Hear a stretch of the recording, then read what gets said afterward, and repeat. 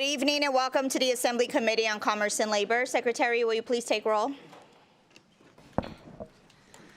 Assembly members Anderson, present. Carter, present. Cole, here. Hardy, here. Howdigy, here.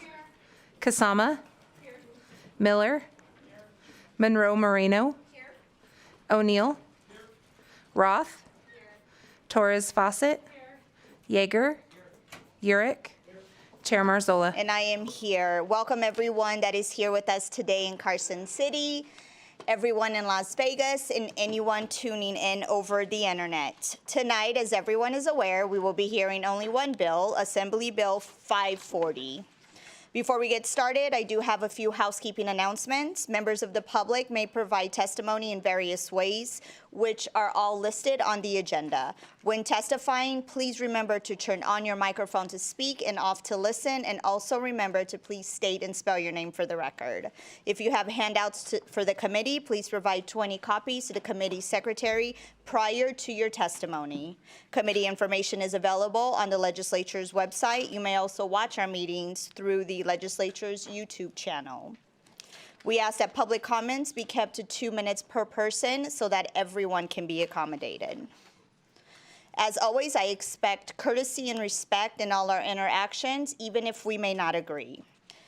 Also, please check your phones, your computers, make sure that they're either off or on silent mode. Just to give you guys a lay of the land, after introductions, presentations, and questions, we will start support testimony, opposition testimony, and neutral testimony. It will be 30 minutes of support, 30 minutes of opposition, and 30 minutes of neutral. 10 minutes will be here in Carson City, 10 minutes will be in Las Vegas, and 10 minutes over the phone lines. And with that, I will now open the hearing on Assembly Bill 540. This measure establishes provisions governing, let me regroup. Revised provisions relating to governmental administration. Governor, when you're ready. Thank you. Welcome to Commerce and Labor.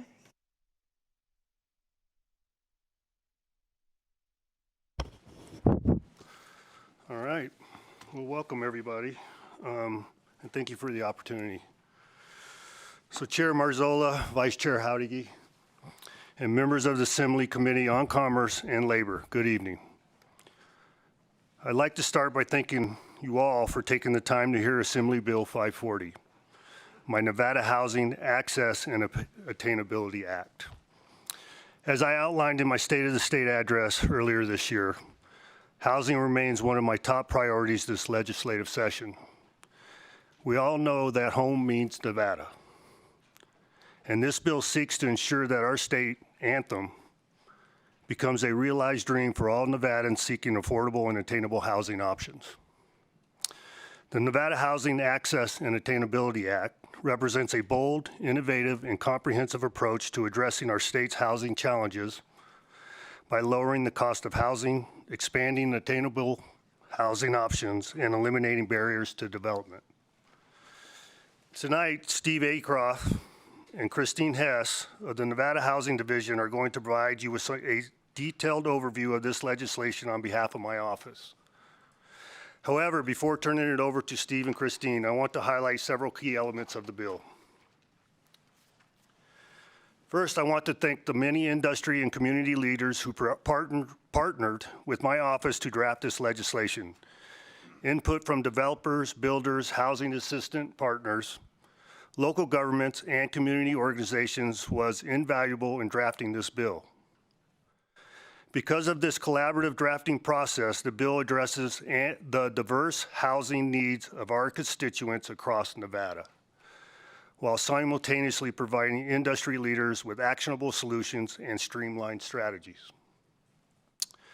I also want to highlight the Nevada Attainable Housing Fund and Council, which would be established through the Housing Access and Attainability Act.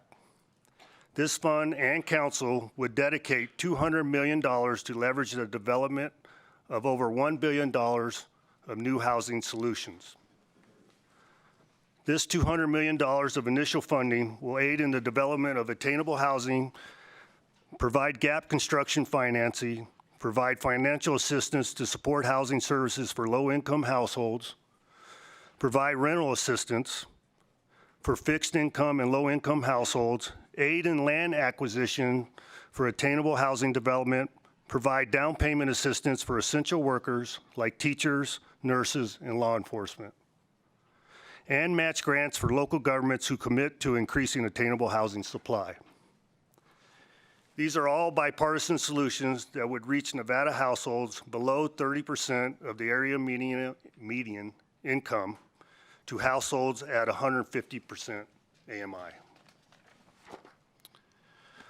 I want to reiterate that this bill will benefit all Nevadans, not just those in our larger communities. My bill enables enhanced contractor license reciprocity in regions identified as having an acute housing supply shortage. Like in our rural communities, this streamlined approach will foster development, get shovels in the ground, and lower housing costs for Nevada families. Over the past few years, our state has experienced significant growth, with Nevada even leading the nation in annual employment growth. However, with this growth has also brought new challenges, which include needing more space for housing development. With 85% of our state under federal control, Nevada has struggled to find land to build more housing. However, since taking office, my administration has worked tirelessly to change this, advocating for the release of federal land for housing development so that we can begin building at the scale that Nevadans need and deserve. Yesterday, I announced that my office is going to sign an MOU, an official MOU, with the Bureau of Land Management to develop maps identifying areas of federal land eligible for disposal for housing development throughout the state. We are working towards finalizing this agreement by May 1st. Just so I repeat that, May 1st. It's pretty quick in the federal vernacular. So, just last week, I requested that Nevada be added to the Joint Task Force of Federal Land for Housing so that our state can be an active part of conversations with the U.S. Department of Interior and the U.S. Department of Housing and Urban Development.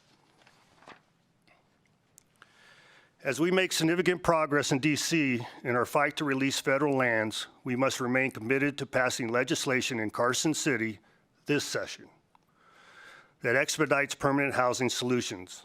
The Housing Access and Attainability Act is our action plan to get this done, so that significant progress is already underway in Nevada before land is even released. By focusing on solutions that expand housing supply through collaboration, not heavy-handed mandates that choke growth, this plan is about partnerships, builders, governments, and communities working together to create housing by Nevadans for Nevadans. As I said in my State of the State address, combining the collective will of all of us, 63 legislators and me, we can build more than houses. We can convert Nevada's promise into reality, a place where every Nevada family can thrive, every community can grow, and every dream can find a home. Again, Chair Marzola, Vice Chair Howdigi, and members of the committee, thank you for your opportunity to present to you this evening. I will now turn it over to Steve and Christine to provide an overview of this bill and to open it up. Thank you very much. And before I leave, is there any questions of me personally? I don't believe so. Okay, thank you. Thank you, Governor, for being with us.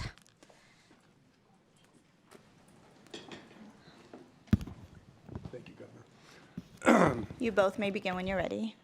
Good evening, Chair Marzola, Vice Chair Howdigi, members of the committee. For the record, I am Steve Acroth, the Administrator of the Nevada Housing Division. With me today is Christine Hess, our Chief Financial Officer, and we want to thank you for this opportunity this evening, and we are grateful to be here in Assembly Commerce and Labor and appreciate the expertise you all have in housing and your engagement with the Housing Division. As you guys are aware, as you all know, the division is not all things housing. We primarily operate in a space where developers, absent financial assistance, cannot operate because the deals don't pencil. And if it doesn't pencil, it does not get built. In these times, we are witnessing the need for an expansion of our services to reach more Nevadans. And this is where we see the need for the Governor's Housing Access and Attainability Act.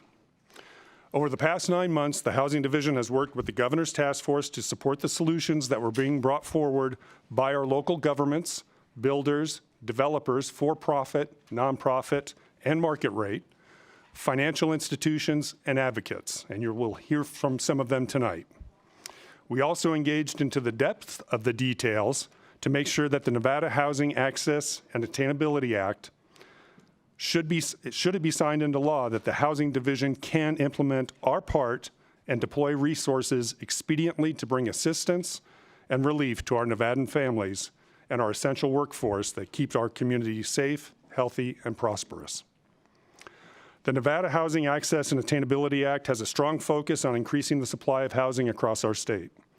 This evening, you will hear from members of the task force as they share the thoughtful and strategic components of the bill that they all helped inform, including a commitment of $250 million, acknowledgement of the housing stresses placed on moderate-income households and essential workers, mitigation of barriers, and solutions to labor challenges, and a doubling down on the speed with an expectation that we all work together to bring more attainable housing to more Nevadans as soon as possible. Supply is the top priority and the foundational solution for our housing crisis. However, the Governor and the task force recognize that supply tomorrow will not ease pain today. You will also hear how the task force has envisioned the attainable housing account will also support matching grants for our local jurisdictions, down payment assistance, interest rate buydowns, rental assistance, supportive housing advancements, and rebates. If it pleases the chair and the committee, the Housing Division will begin with a walkthrough of the bill and engage subject matter experts from the task force to provide more technical aspects of the various sections of the bill. And as we go through the bill, we have identified the sections and we'll try to group those sections in a coherent manner. So while we may not be able to go through this bill entirely chronologically, the subject matter experts you will hear from will be able to talk about those sections. I will start by providing an overview of sections 2 through 18 and 22. Sections 2 through 8 provide important definitions, including the definition of an attainable housing project as a project that receives money from the Nevada Attainable Housing Account, and also eligible entities with a list that includes, without limitation, a state agency, local government, nonprofit, housing authority, tribal government, housing counseling agency, and a private entity that enters into a public-private partnership. Sections 9 through 18 pertain to the newly created Attainable Housing Account, which will be funded in Section 50 with $200 million in state general funds. It also establishes a new advisory body, the Nevada Attainable Housing Council, to provide guidance to the Housing Division for the distribution of those funds. And also relating to the fund, Section 22 exempts the Housing Division from promulgating regulations, since we will be following an allocation plan that mirrors our federal requirement of an allocation plan for the allocation of low-income housing tax credits. I will now turn it over to Christine Hess, our Housing Division CFO, to begin drilling down into these sections in detail. Thank you, Administrator Christine Hess, for the record. Chair Marzola, Vice Chair Howdigi, members of the committee, I'm going to stray from my remarks for just a second and say how amazing it is to be in front of you this evening for this initiative. Is incredible. I've had the pleasure of working with you on so much housing work. To sit before you this evening for this remarkable and very heavy lift of legislation is truly an honor. So thank you so much for allowing us to be here. And also a shout out to the governor and his team. They've just been fantastic for the division to work with. So as the CFO of the Nevada Housing Division, it's fitting that I'll dig into the numbers with you all this evening. While the Attainable Housing Account has an appropriation of $200 million of general funds, at the request of our governor, the Housing Division analyzed its trust funds and determined that we could designate $50 million additionally to support the loans that will catalyze the type of housing supply that is not getting built, our starter homes, duplexes, triplexes, quads, townhomes, We need more attainable housing in our supply. The division's funds will come alongside the general funds for a combined $250 million investment. Importantly, the Housing Division's $50 million will be used exclusively for loans and will remain assets of the division's trust so that we can continue to issue the hundreds of millions of bonds annually for home ownership and multifamily rental housing. Between those two programs, we're issuing about $800 million in bonds annually, and that's growing. Understanding that the division will design the program with the guidance of the Attainable Housing Council, the initial sketch we're going to provide you this evening of the tranches of funding that was discussed by the task force includes $100 million of competitive loans or other financing mechanisms to support both multifamily and single-family housing, both rental and for sale housing, up to 150% of area median income. $25 million will support the financing of land for housing development up to 150% of area median income. This $125 million of the Nevada Attainable Housing Account and the activities of the Attainable Housing Account, including the division's designated funds, is anticipated to be deployed primarily as loans and projected to revolve every 1.5 to 4 years, creating a true revolving loan fund. We are going to put this money to work over and over for attainable housing in Nevada. So that's $125 million. We'll keep going. The task force has envisioned, and again, we want to respect the Attainable Housing Council's role, so hopefully the committee can respect that this is a sketch, right, in pencil, not pen. $50 million has been imagined for home ownership. That may take the form of down payment assistance, interest rate buydowns, or rebates. $25 million designated for rental assistance. $25 million for matching grants for our local governments who are truly leading the incentives and fee waivers for their communities. And finally, $25 million for supportive housing. I would be remiss not to acknowledge Assemblymember Monroe Moreno and Assembly Bill 366. The division was grateful to provide the program update for last Friday's bill presentation on the Supportive Housing Development Fund. And as the task force went through its work and the governor emphasized that this attainable housing initiative needed to reach Nevadans across the spectrum, we wanted to make sure that there was an opportunity for the Supportive Housing Development Fund to be recapitalized as well.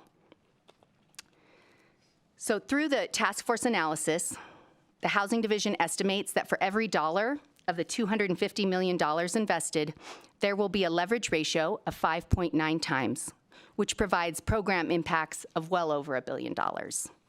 Or to put it in numbers we can all appreciate, over the next 4 years, this $250 million investment will support about 16,000 Nevada households through new home construction, access to home ownership, and access to stable housing through critical rental assistance and supportive services. I would now like to turn the presentation over to our subject matter experts in this space who will discuss the potential impacts of the bill. We will first start with our Las Vegas presenter, Clark County Commissioner Marilyn Kirkpatrick.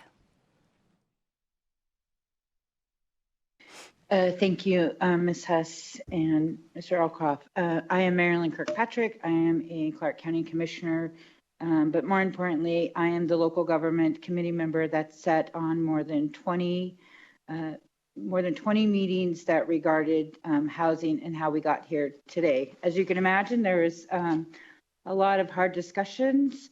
We worked to really think about what people need today. We've been talking about this issue since before 2005, and now the issue has truly grown to even more than where we were before. I believe that this is a comprehensive bill. It addresses everybody from 30% to 150%. But, you know, this definition of attainable housing, it really does mean something. We've been talking about it for a long time in our state. Across the country, they're starting to adopt that.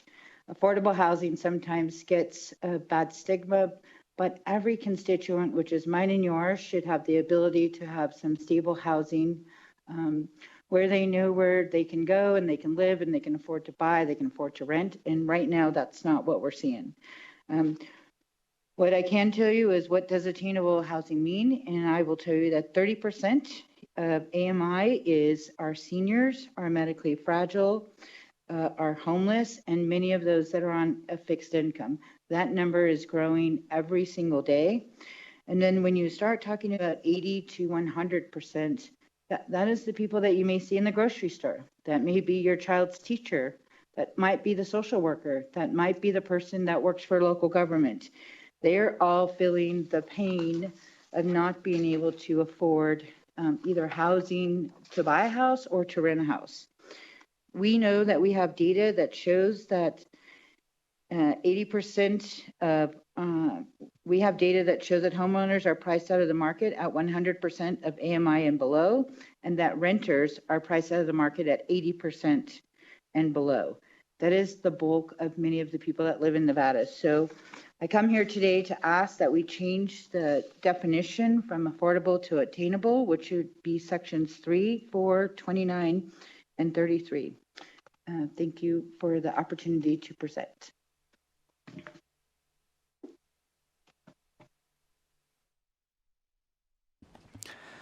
Hi. Thank you for the opportunity to speak today. My name is Jess Molaski. I serve as the Chief Operating Officer at Ovation Development, a Nevada-based multifamily housing developer with a long track record of building quality housing across the affordability spectrum. Ovation is a multi-generational family-run company rooted here in Nevada. My grandfather, Erwin Molaski, helped pioneer multifamily housing in Southern Nevada nearly 70 years ago. Across our company's history, we've developed over 13,000 apartment homes in 56 communities. And while we've delivered both luxury and affordable projects, our core belief is simple. Apartments are workforce housing. We need more supply across all income levels if we want to solve Nevada's housing crisis.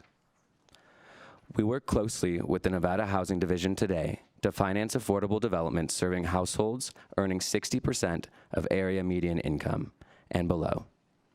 In today's dollars, that means we're building housing for individuals earning up to $40,000 a year, or a family of 4 earning up to $57,000. We do this using gap financing combined with 4% low-income housing tax credits. These are complicated capital stacks that require deep coordination across lenders, underwriters, and public agencies, but they work, and the division has been a critical partner in helping us deliver these units at scale. There's a significant population in Nevada that's currently not being served.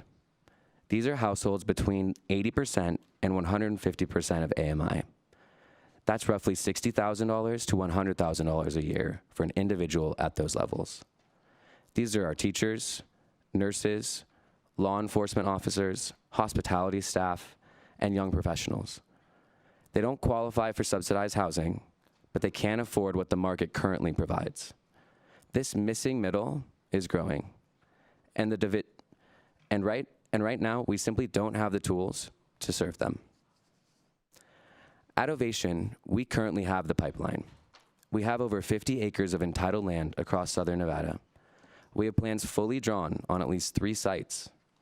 These are projects we could break ground on immediately, but with interest rates where they are, the numbers just don't work. In 2024, we didn't start construction on a single market rate project. In 2025, we expect the same. The capital markets simply aren't cooperating, and without support, attainable housing deals remain stuck on the shelf. That's why AB 5 is so critical. It gives the division a new tool to help projects that are financially feasible in every way except one: the gap between what it costs to build and what middle-income Nevadans can pay in rent. With this legislation, the state can help close that gap through low-interest loans, grants, or other catalytic financing mechanisms. And just as importantly, it allows the division to support projects serving households earning up to 150% of AMI, people earning good wages but still locked out of new housing. The state already knows how to deploy these funds. The division has a proven track record with affordable housing, and they're ready to extend that capacity into this new tier. Developers like Ovation are ready to respond. If AB 540 passes, we can bring product to market quickly, projects that are entitled, designed, and ready to go. Thank you for the opportunity to speak with you tonight, and I will now turn it over to Terry Sheary with Nevada State Bank to speak more about this bill. Thank you.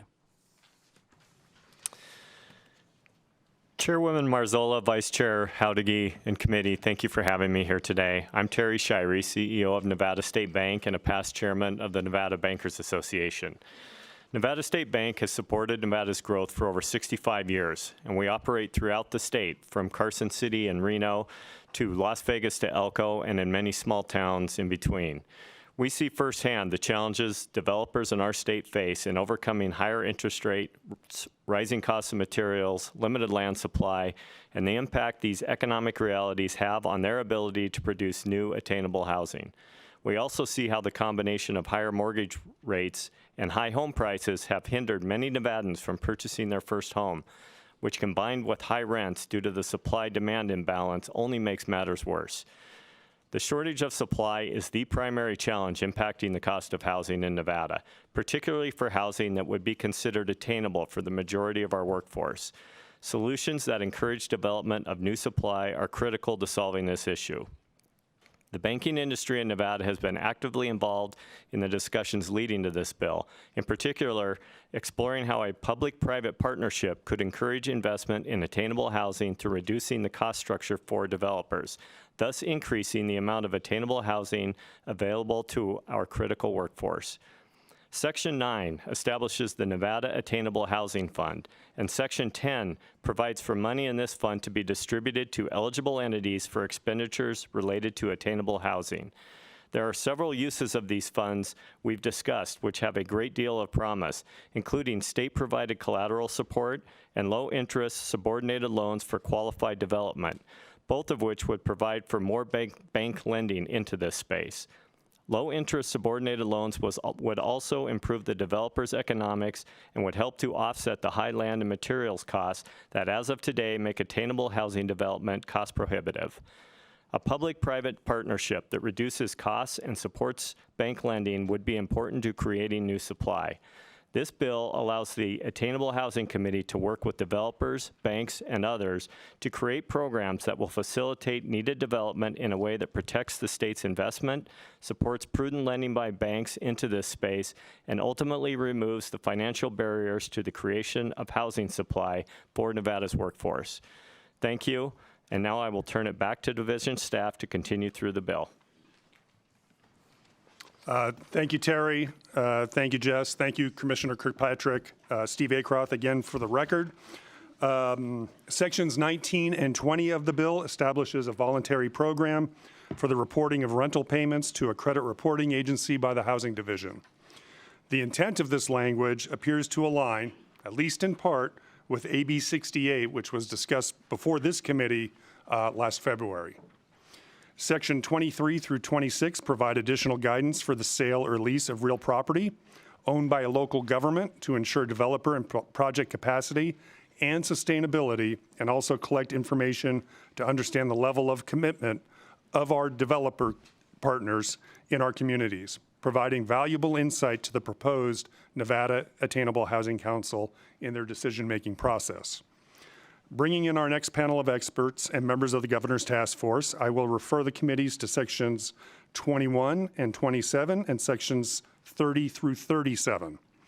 These sections taken together show how our local governments and builders and developers work together, and also how mitigating development costs from building and sewer fees to labor can make the difference for whether an attainable housing project is financially feasible. Sections 30 through 37 amend NRS Chapter 278 and further the work of the 2023 session, which required local governments and reviewing bodies to expedite attainable housing projects, which of course includes affordable housing projects. Additionally, Section 37 expands the enabling legislation of SB 103 from the 2019 session to capture attainable housing and meet communities where they are. Sections 21 and 27 exempt attainable housing projects from prevailing wage requirements.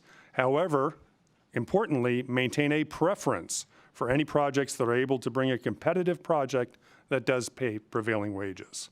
And with that, I will turn it over to Jackie Bryant from the City of Reno. Thank you. Thank you. Good evening, Chair Mazzola, Vice Chair Hadagi, and members of the committee. My name is Jackie Bryant, City Manager for the City of Reno. In 2019, this legislature passed Senate Bill 103, which allows local jurisdictions to waive or reduce certain fees for the construction of affordable housing up to 60% of the area median income. Because of that legislation, over the last 5 years, I am incredibly proud to report that the City of Reno has awarded more than $11.3 million in sewer connection fee waivers and $700,000 in building fee waivers, for a total of $12 million in fee reductions or waivers for the development of more than 2,100 affordable units in Reno. 769 of those units are already built, and the remainder are under construction today.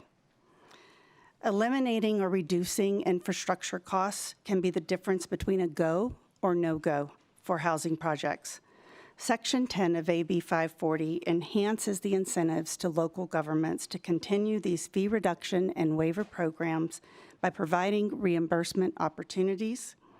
Without a sustainable way to maintain these programs, such as reimbursements discussed here, the housing projects will not be built. Section 37 allows these fee reduction and waiver programs to be used for all tiers of attainable housing, which we desperately need. Reno is projected to need more than 12,600 attainable units by 2034. These attainable units are vital to growing the housing needing for our hardworking families, our public safety professionals, a new teacher who was recently graduated and entering the housing market, or even a senior citizen who is receiving Social Security and holding down a part-time job. The proposal will provide a broader spectrum of housing support that is critically needed and incentivizes all of us at all local governments and all levels of government to continue to work together to provide the housing that is needed for our communities. Thank you. Thank you for the opportunity to be here today. Chair Marzola and Vice Chair Hadagi and members of the committee, my name is Tina Frias, and I have the privilege of serving as the CEO of the Southern Nevada Home Builders Association. AB 540 was developed in collaboration with Nevada home builders to ensure that the solutions put forward were realistic, effective, and empowered home builders to build homes that are attainable. I will specifically speak to the prevailing wage provisions and special improvements and assessment districts, also known as SIDs and SADs. Prevailing wage requirements would make it extremely difficult, if not impossible, for home builders to construct attainable homes. Higher labor costs would increase home prices beyond what low and middle income families could afford, effectively undermining the efforts to bring forward more attainable housing. Infrastructure is one of the most substantial components of our development costs. SIDs and SADs provide a key advantage by allowing costs related to public utilities, roads, and other infrastructure to be deferred. This reduces the builder's upfront capital investments, making large-scale projects more financially viable. A recent UC Berkeley study found that prevailing wage increased residential construction costs by approximately $94,000 per unit. Providing access to SIDs and SADs without that added cost would encourage more attainable housing, particularly within our master planned communities, which often require substantial infrastructure, including investments in water reservoirs and storm drains.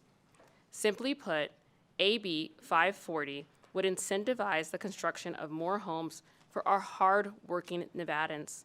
That includes our teachers, our nurses, first responders, and other essential workers, creating a real pathway to home ownership. Thank you. Good evening, Chair Marzola, Vice Chair Howdigi, members of the committee. Thank you for having us here this evening. For the record, my name is Dan Morgan, and I am the CEO of the Builders Association of Northern Nevada. Founded in 1956, our association represents over 700 member companies and advocates for policies that support residential development and home building across Northern Nevada. I appear before you this evening to speak to Section 27 of AB 540. This section represents a forward-thinking solution to Nevada's housing supply crisis by creating a new residential development opportunity through public-private partnership and innovative financing mechanisms, such as special assessment districts and special increment districts. As outlined in Section 27, subsection 5, quote, if more than 85% of the cost of the project is funded from assessments generated within the district, the requirements of NRS 338.013 to 338.090 inclusive do not apply to any construction work to be performed under the contract, end quote. This provision allows for the creation of non-prevailing wage, SAD, and SIDs, providing an effective and responsible financing tool for critical residential infrastructure improvements. By enabling developers and local governments to work collaboratively, Section 27 ensures that leveraged and reduced cost investments are directed towards essential infrastructure, including sewer, water, and roads, to name a few, at a reduced overall cost for those who will directly benefit, the homeowners.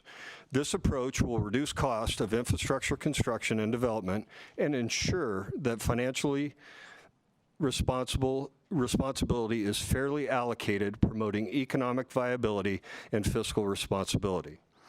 AB 540 is a crucial step in addressing Nevada's housing supply shortage while simultaneously unlocking infrastructure development and fostering vibrant communities. By aligning private investment with public priorities, this legislation has the potential to drive significant housing opportunities and create a stronger, more sustainable future for our great state. Thank you very much for your time this evening.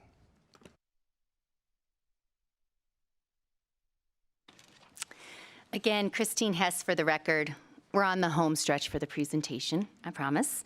Thank you all so much. And this is one of my favorite parts, as my husband is a Carson Elko native, and I myself grew up in a town of 6,000 people. So I have a real heart for rural Nevada. If I may bring your attention to sections 38 through 46.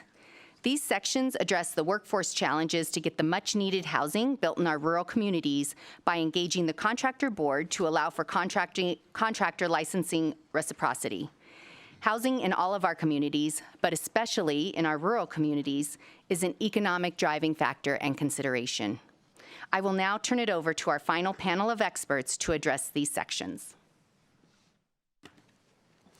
Good evening, Chair Prezina and members of the committee.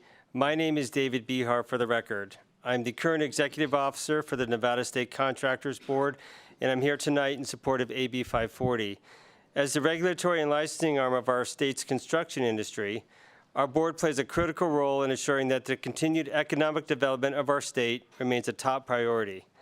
I appreciate the opportunity to provide testimony before you alongside fellow panelists who I've had the opportunity to work and meet with regarding the increased accessibility of licensed contractors across rural Nevada.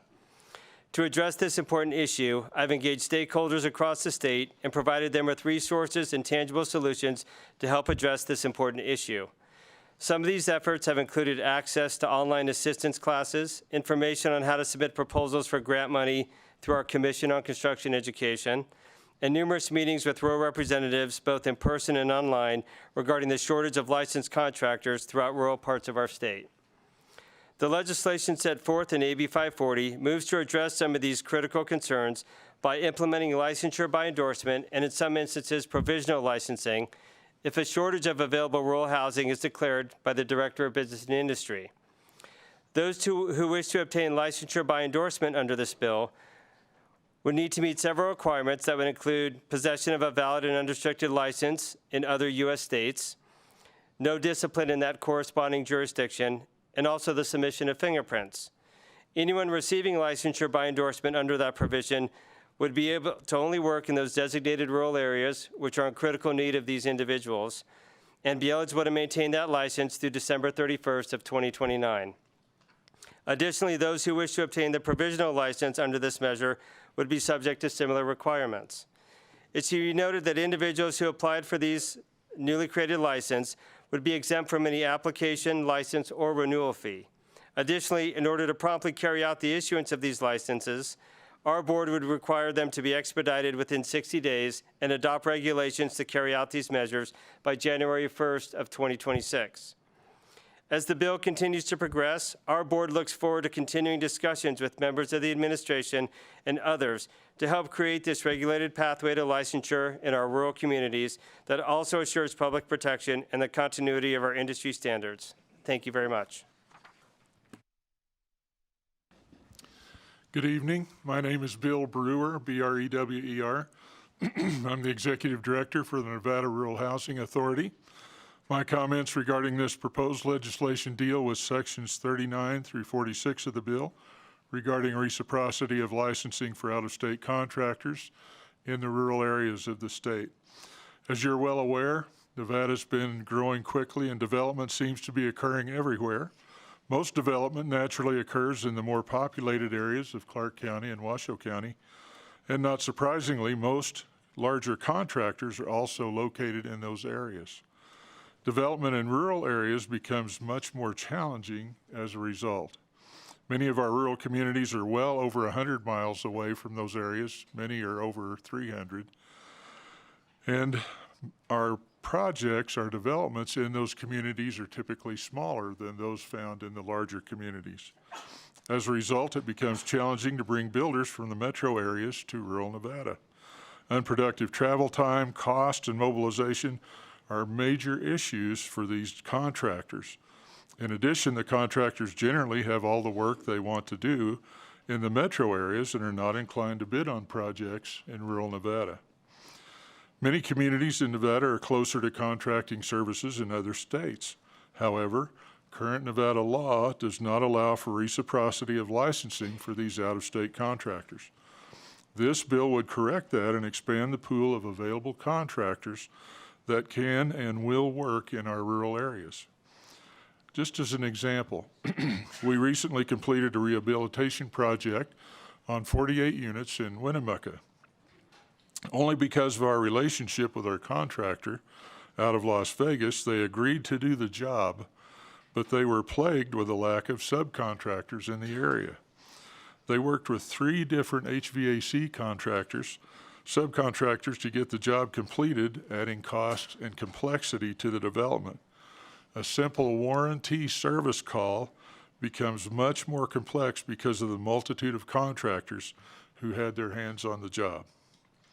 AB 540 would create the opportunity to reduce time and cost for our building efforts in rural Nevada. Developers will continue to pursue Nevada-based contractors to work in our rural areas, and because this portion of the bill is targeted to rural areas, there'd be no undue competition for contractors in our busy urban areas. Thank you. Good evening, Madam Chair, Vice Chair, members of the committee. My name is Sheldon Mudd, and I serve as the Executive Director of the Northeastern Nevada Regional Development Authority, representing Lander, Eureka, Elko, and White Pine counties. I don't have to tell you, economic development in rural Nevada is challenging. While we made progress over the past decade, we've yet to achieve the economic diversification seen by our urban counterparts. Many factors contribute to this, but housing remains one of the most significant barriers restricting our ability to expand existing industries and recruit new businesses to the region. In Section 39 of this bill, it explicitly recognizes rural communities and provides long overdue support for housing development. It's nice to see a bill that finally acknowledges the unique challenges we face in rural Nevada and delivers tangible solutions. Also in Section 39, it addresses reciprocal licensing, which is crucial for our border towns.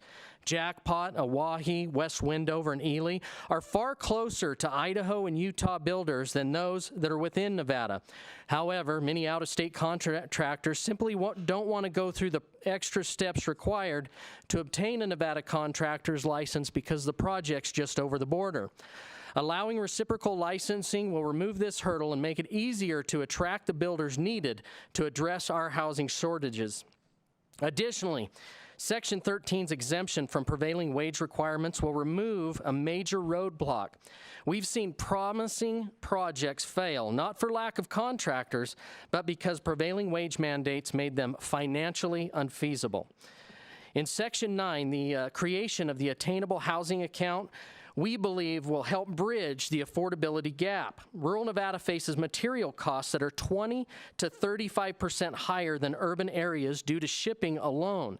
Yet we've proven modest investments can have an outsized impact. In Jackpot, Nevada, a $500,000 ARPA allocation from Elko County is projected to yield 157 homes over the next 5 years. That's $3,200 per home. This demonstrates that in rural Nevada, a little goes a long way. AB 540 appears to be a good start in adopting measures that address some of the key obstacles that have long hindered development in rural Nevada. Thank you. Good evening, Chair Marzola, Vice Chair Howdigi, and members of the committee. My name is Madeline Armstrong, for the record, and I am proud to serve as Governor Lombardo's Legislative Director. I am so grateful to be here this evening to share the Governor's Housing Access and Attainability Act. I want to acknowledge the Governor's task force members that helped present today and who met more than 20 times since the summer. I also want to thank the outstanding team. I'm joined here today by them at the Housing Division, Administrator Acroth and Ms. Christine Hess, for their support and their work to inform the bill so it is indeed actionable. As the bill came together, we had the hard conversation with the Housing Division on what the fiscal impacts would be. And the Housing Division was quick to point out that to the team that if the division's budget request for the 7 new positions made the budget, that the fiscal impacts would be minimal. In fact, one of those positions ties back directly to the discussions of the task force and the Governor's remarks. The Housing Division is creating a position to be the land liaison for residential development to coordinate and lead the opportunities in partnership with our local governments, state lands, and federal partners at the BLM. This role is specifically designed to ensure that we are achieving the goal of seeing the swift release of federal lands for smart, attainable housing development throughout our state. In closing, housing is not a partisan issue. This is a Nevada issue. The Governor and our team are looking forward to working with you all on the Nevada Housing Access and Attainability Act and the many other actions we can take to bring about real housing relief, affordability, and attainability for all Nevadans across the state. And so with that, Chair Marzola, I will turn it over to you. Thank you. Thank you for a very organized presentation this evening. You're ready for questions? Yes, Chair. Perfect. We will start with Vice Chair Howdigi.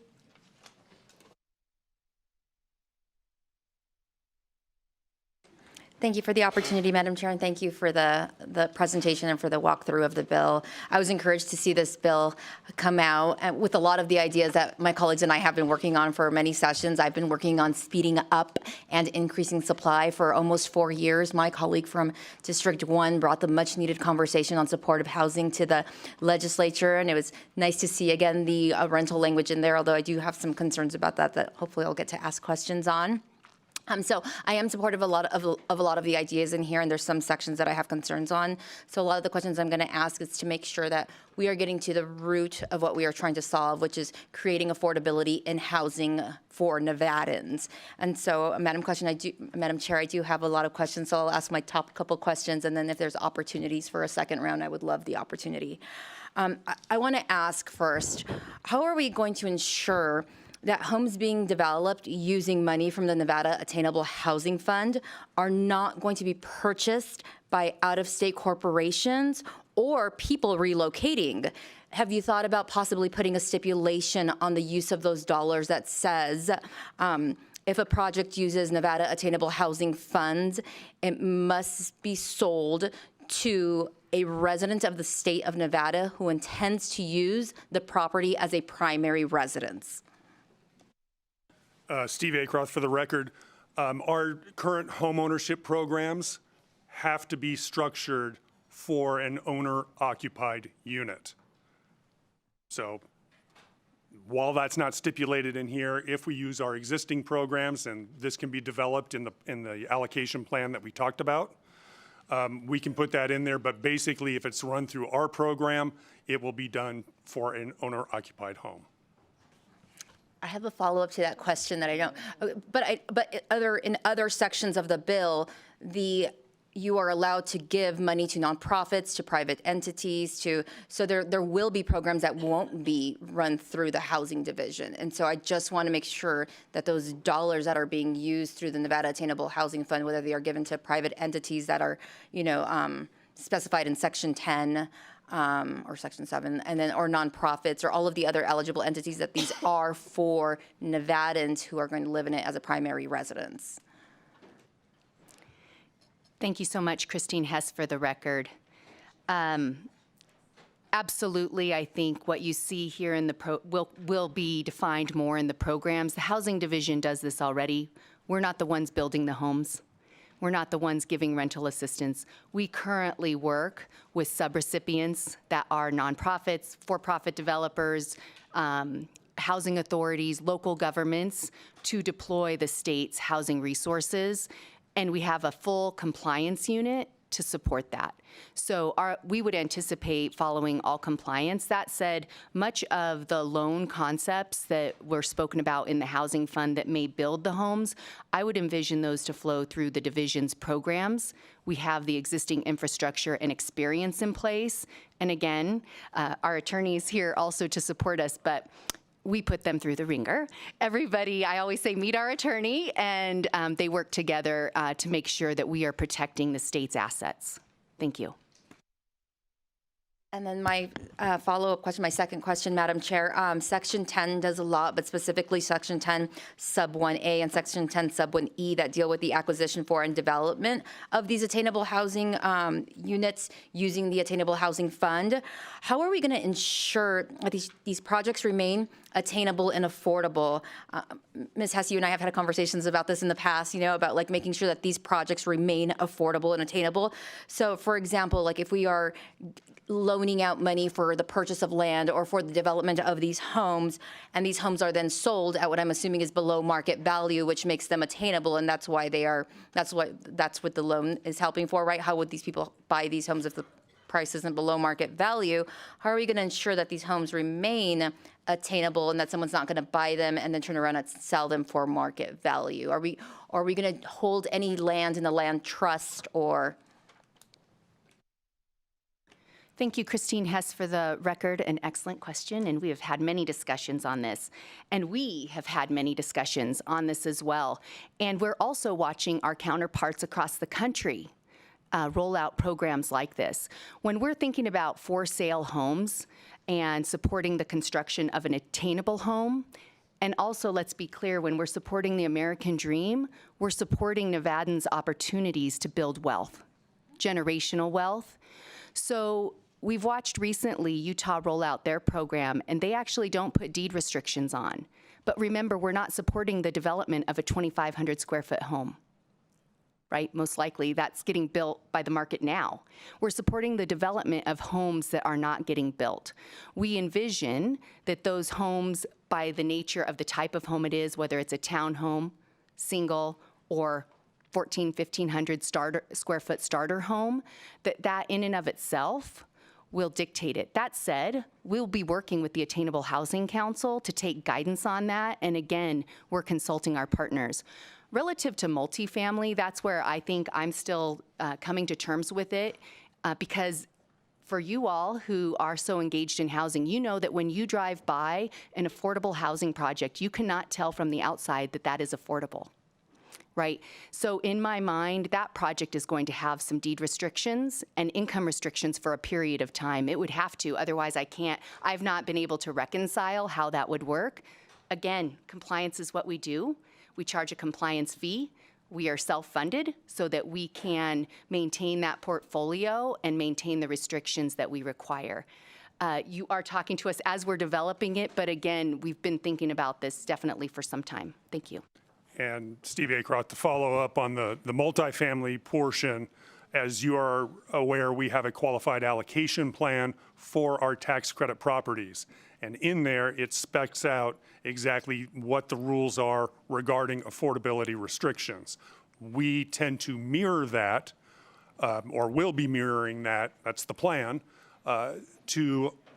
if we're going to make sure that we're providing funds to somebody who's above 60% AMI, which is the current limit in the LIHTC program, that they have similar affordability restrictions. That would be our vision.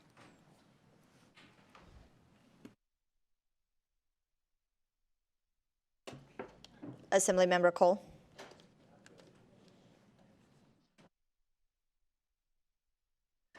All right, thank you very much for the presentation. Thank you, Chair. So I've got a couple of questions. I've got 3 or 4 actually, but I'm going to ask 2. So you had mentioned that the bill exempts the Housing Division from promulgating regulations under Section 22. Can you just sort of elaborate on how the exemption will impact the overall implementation of the bill and the efficiency? Thank you. Thank you for that question. Steve Acroft for the record. Basically, as we all know, we're dealing with a problem that needs to be addressed now, and we are addressing it now. But in order to get these funds on the street quicker, we will do it not through the regulation process. And that's why we can create an allocation plan that is vetted by the council to get these dollars out on the street as fast as possible. As much as, and there are certain components of the bill that do talk about regulation. You heard that with the Contractors Board and things of that nature. Where it's appropriate, we can go through regs. But if we want to get the money on the street faster in the developer's hands to get Nevadans housed, we will go through this process, and there is a reporting process back to the legislative body. If I may, Christine Hess for the record, we would be mirroring a process that we follow that is designated a rule by the federal government in order for us to allocate the hundreds of millions of tax credits that we allocate on an annual basis. So there is a process in place, and it is a public process. So while it's not going through a state regulatory process, and I will say this was one of my personal requests, I was like, oh gosh, please, because the process slows us down so much, and we do the same things in our workshops.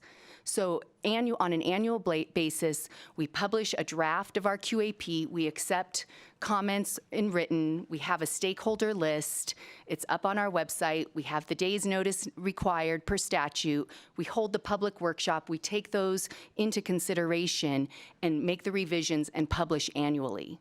So that is a process that we conduct per state regulations or guidance, laws, outside of the regulation framework, but certainly following a public process. Thank you very much. I appreciate that very thorough answer. And so you teed up my next question, so thank you for that. So having to do with the licensing system and everything, so how do you anticipate or expect the new licensing system to address current shortage of licensed contractors in rural areas? So we're going back to the contracting in the rural areas. And then what impact do you anticipate that would have on the speed and cost of construction in those communities? Steve Acroft for the record. I think our Contractors Board representative has left, so I'll give it my best shot. Effectively, I think as we look through that process, and you heard it from Bill Brewer of the Housing Authority and Mr. Mudd from the Economic Development Group, they need to get builders and contractors and laborers out there as fast as they possibly can. We've heard projects that were done in jackpot or will be done in jackpot. If we can expedite that and we can get that through the process quicker, so much the better. And it just kind of falls into place that these would be accelerated to house more Nevadans. Christine Hess for the record, and again, I can't speak to the licensing part, but we're definitely taking the questions and we'll get back with you for sure. I do just want to add, in our current programs, we don't see a lot of rural projects come through. And one of the main reasons why is they cannot be financially feasible. And part of that is the workforce component. And so I anticipate, but for those initiatives within this bill, we wouldn't get the impacts in the rural areas. I also think what's important is that it's an opportunity for us to show ourselves and demonstrate that need. But I have been in this space now for 5 years, and I've heard consistently in the rurals this conversation, and it really is an opportunity to make a difference in housing. I know we're going to have several questions for someone from the contractors board. So if we can either get him back here, I would really appreciate that. Next, we will go to Assemblymember Miller. Thank you, Chair. My question is around, yes. My question is, the bill actually creates a massive amount of flexibility in how this new housing account can allocate the funds. And so my question would be, how will these projects be prioritized? Steve Acroth for the record. I'll take the first stab, and Christine will probably follow up. But effectively, again, will be done through the council, through a competitive process. And again, when we do our QAP, we have a competitive, and I'm sorry, I'm talking QAP, qualified allocation process, and it's competitive. And when we create that competition, we target lower AMI residents. We target supportive housing. We target rural communities. Those are all set-asides within that qualified allocation process. So as the council either approves or starts to form, or we hear from the community, these are the priorities, that's how we're going to prioritize that qualified allocation process for these particular funds. Now, when that gets prioritized, we envision that the communities and the areas and the projects that are most in need and that are, secondly, financially feasible. That's very, very important, because that financial feasibility piece, we want to ensure that the projects can get built to fruition, and house people for a good length of time. Christine Hess for the record. Such a great question. I think one of the things I would point to is the Housing Division's administration and deploying of $500 million. Those funds through the Home Means Nevada initiative were designated by the Interim Finance Committee and the legislature, and they did provide the Housing Division flexibility. We're over 40% spent of those funds on funds that had a spending deadline, creating housing units that I would consider the use of those federal funds to be an investment in assets, right? These are all units that will be affordable for 30 years or more. It's an investment. So relative to the flexibility, I would agree, and that was one of the key components of the legislation as we worked through it, was to be able to allow the Housing Division, not just willy-nilly, but under the guidance and with the guidance of the council, through an allocation plan and public process, to be able to pivot, to make sure we are meeting Nevadans where we are, where they are, excuse me. That it's absolutely critical to be effective. One of the other things I would point out, the 150% area median income sounds like a lot. Sounds like a lot even at the division. We're like, whoa. Let me tell you, in the task force, there were people who said 180% AMI. I'm like, really? That sounds like a lot. But we do know, right? The median home price up in Reno is $600,000. Who can afford that, right? It's a different landscape right now. But the idea was that up to 150% gives the division, with input again from the communities and stakeholders, to be flexible. And the amount of public funding, and again, this would align with how you all have seen the division work, right? we're going to look further for the deeply subsidized units. That's going to qualify for a higher amount of funding. There are no giveaways. Any developer will tell you when they come for our GAP funds, I ask them, when are you going to pay us back? How much do you need? State tax credits, we underwrite so close to financial close, and I have taken back state tax credits.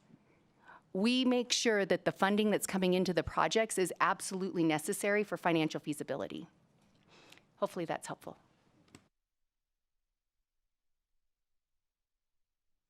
Thank you for the follow-up, Chair. Actually, it's not necessarily a follow-up, but I do appreciate your response about prioritizing need and communities. It's actually a follow-up to my colleague's question about when she asked about how will you ensure that the housing maintains its attainable affordability status. And you responded that, that it would be required to be owner-occupied units.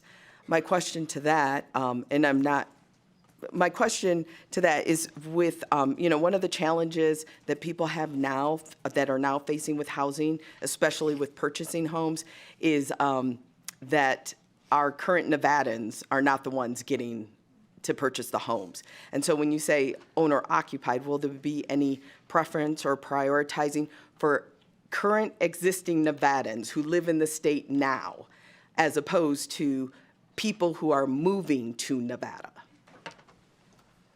Steve Acroft, for the record, it's an interesting question.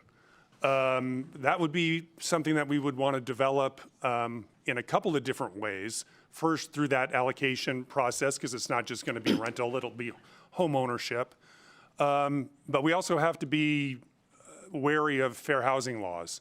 So I'm not quite sure how to answer that yet, but we would have to work with our communities and our realtors and our homeowners associations, things of that ilk, to determine what that eligibility will look like. Assemblymember Yurek. Thank you, Chair, and thank you guys for the presentation and for taking our questions. My question is, it seems like there's been a lot of emphasis in this session and on these types of bills that focus a lot on low income housing. And so can you help clarify how this bill actually might also help middle income families, right, who are currently being priced out of the market but don't qualify for some of the subsidies that might otherwise be available? Steve Acroft, for the record. So the first thing you need to understand is that we still have existing programs that basically focus on 60% AMI and 80% AMI and below. That's the space that we operate in traditionally. When you're above those income levels, there is no federal support. Currently, there are no programs, for the most part, that don't address those. Now, there are some homeownership opportunities that we can provide to those because most 60% area median income folks can't afford homeownership at this point. So, Fannie and Freddie and those organizations, they have abilities for moderate income home buyers. And we're able to offer down payment assistance to them. This will address what was indicated previously with people who might be making 80% to 120% AMI where there is no subsidy. You heard Jess Molaski from Ovation. He talked about how they have 3 properties ready to go, ready to serve those populations. Absent the funding that could potentially be available to them, that could be done through AB 540. So that's one of the main focuses of the bill, is to work complementary to our existing programs to expand the opportunities for those at moderate income. And Christine Hess, for the record, I would just add, Assemblymember Yurek, how the task force has initially envisioned, again in pencil, the Attainable Housing Fund. $50 million of that for home ownership is that middle income. That are middle income Nevadans that are being priced out. There's not a program below to help them. And so I think that shows the intent, and certainly the Housing Division has heard that intent. And to Administrator Acroft's point, we have existing programs for our low income. We can certainly bolster that. But the 50 million there, really from that homeownership perspective, I think will address your thoughts there and question. Thank you. Assembly Member Roth. Thank you, Chair. Thank you for the presentation. I'm looking at Section 21. So it's my understanding that the Nevada State Infrastructure Bank approved 2 housing projects. One was Carville Park, which built 208 senior units, and then Desert Pines, which built 1,600 units. And both of those projects used prevailing wage, and then both of those projects had no trouble securing any financing or penciling out financially. And so why then does Section 21 provide an exemption if the bank has been successful already without it for prevailing wage? Thank you so much, Assembly Member, for the question. Christine Hess for the record. And I love the Infrastructure Bank. Our treasurer is fantastic in what he does. And when we included social infrastructure in, I think, sometimes the legislative sessions blend together, but I think last session, I also, in my previous role, supported the measures to have prevailing wage in the Infrastructure Bank. And as I spoke with the treasurer's staff, for me, it was an opportunity also to see, can this work? Carville Park, you're right, it's an awesome project right here in Reno, also sponsored by one of our trades group, a great developer and mission-driven group in Northern Nevada. The other project you're speaking of, we have not yet seen. It's penciled in down in Las Vegas, and we certainly know about it. We're tracking it, and we're working with those developers that were, I think, won the bid on another project currently, so looking forward to working with that. I think what is great about the language here is that it's not discounting the importance of prevailing wage. It's simply allowing for a little more flexibility for other projects to have approvals if they're competitive, but yet gives that preference if you pay prevailing wage. That's, to me, one of the key things that I think makes the language so clear and also keeps Nevada moving in the right direction.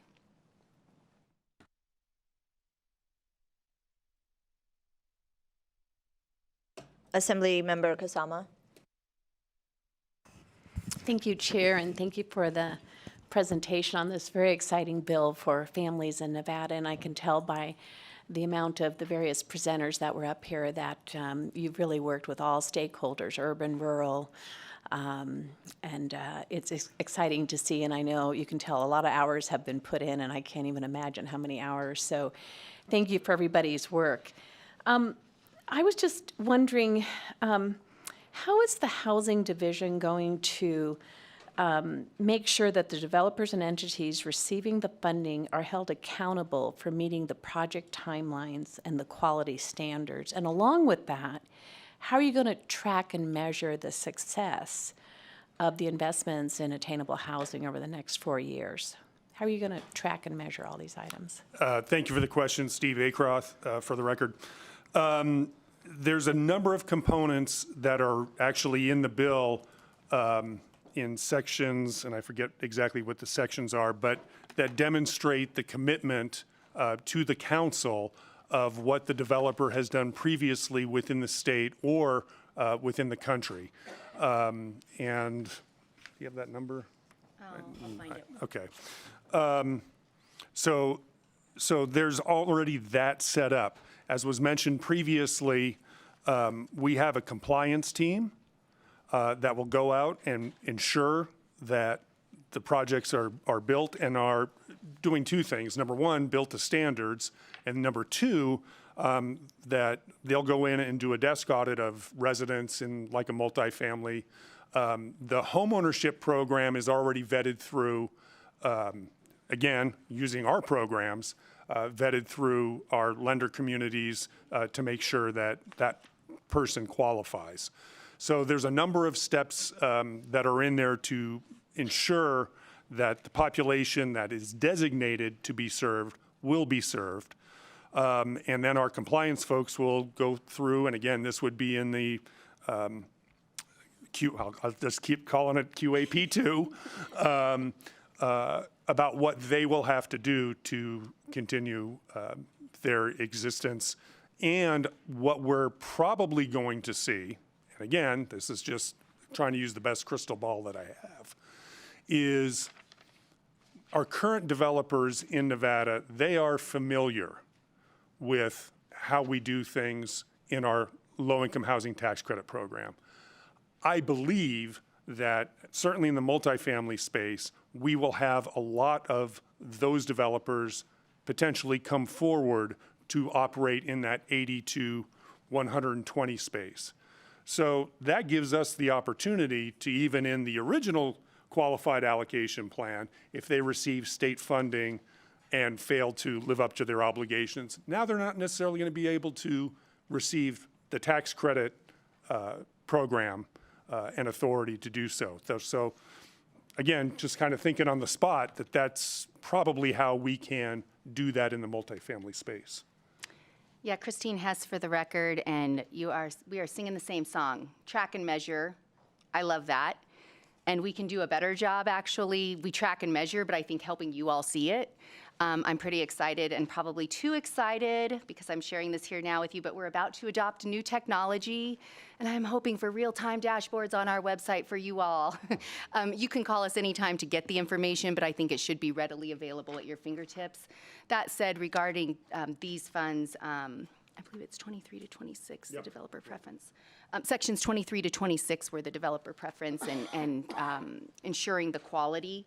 But regarding track and measure, I just want to say that there is in section 14, on or before November 15th,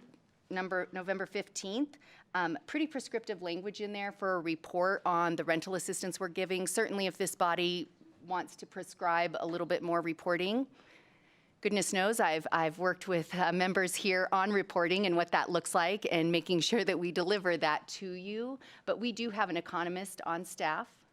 And again, leaning into some new technology, but we absolutely track and measure currently and want to make sure that we deliver that information to you and all Nevadans. And of course, the governor's office as well wants that. Thank you.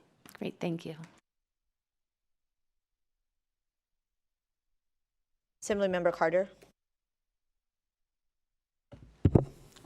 Thank you. Yeah, of course, my voice goes out again right now. So I heard the full-throated hard sell on sacrificing working men and women of Nevada in the pitch here. And I'm trying to understand, because I don't see anything. We're willing to sacrifice construction workers. We're willing to let them work for substandard wages. In fact, incentivize them working for substandard wages. At the same time, we're subsidizing out-of-state contractors and developers to come in.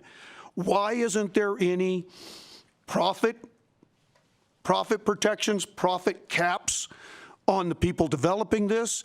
And why isn't there any price controls on the supply stream? We're willing to sacrifice Nevadans at a time when we have the highest unemployment rate in the nation. There's not even a thing encouraging the hiring of Nevadans in here, let alone any other labor standards. But we're bending over backwards to create profit streams for out-of-state companies. Why is that?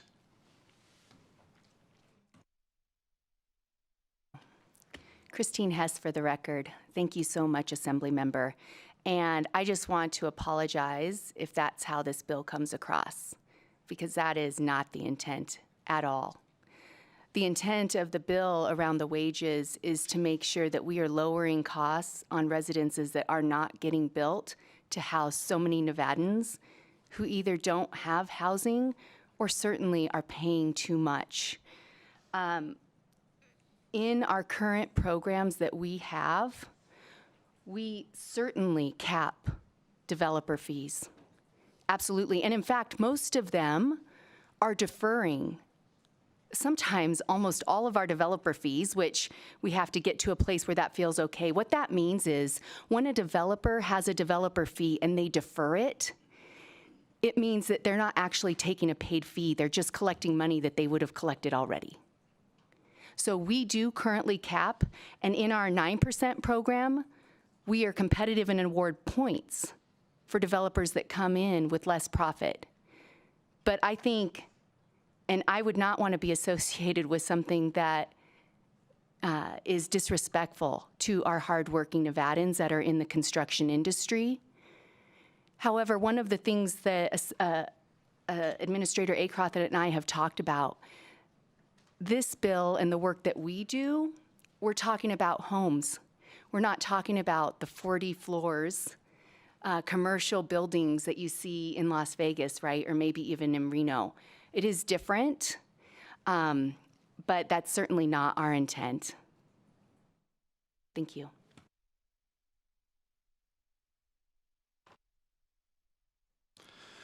May not be the intent, but it was every person that presented talked about asking construction workers to work for poverty wages, to work for the working poor wages. And why was the focus on workers? They're less than 10%, the labor's less than 10% of the cost. And we're asking the working men and women to absorb the biggest hits. Plus, the traditional homeowner workforce, home building workforce, are the immigrant community and the undocumented, with the current administration trying to find ways to invite ICE in to deport the workforce. Where are we even going to find people? Why this wholehearted attack on working men and women? To you, Assembly, through you, Chair Marzola, to Assemblyman Carter. This You is can go Ryan direct. Cherry, Chief of Staff for Governor Lombardo. It is not our intent to be presented this way. I will be clear and on the record for this committee that Governor Lombardo does support the use of prevailing wage on projects across the board.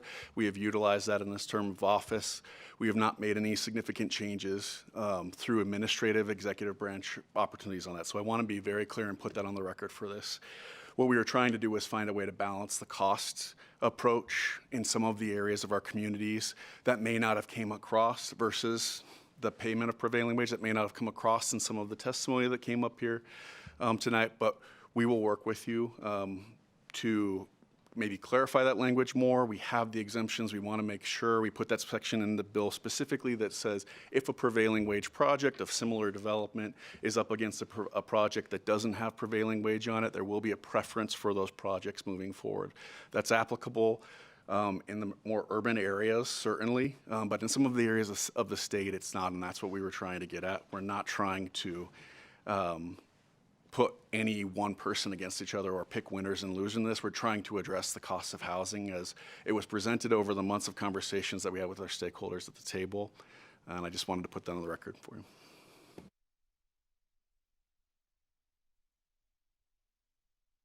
Assemblymember Hardy.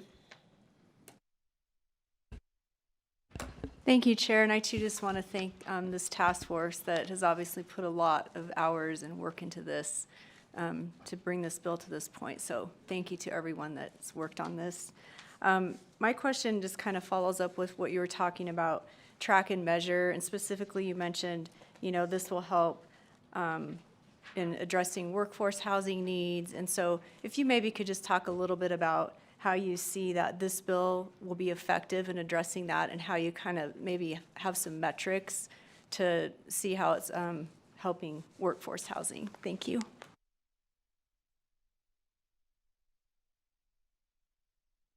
Thank you so much for the question, Christine Hess, for the record. So I think, and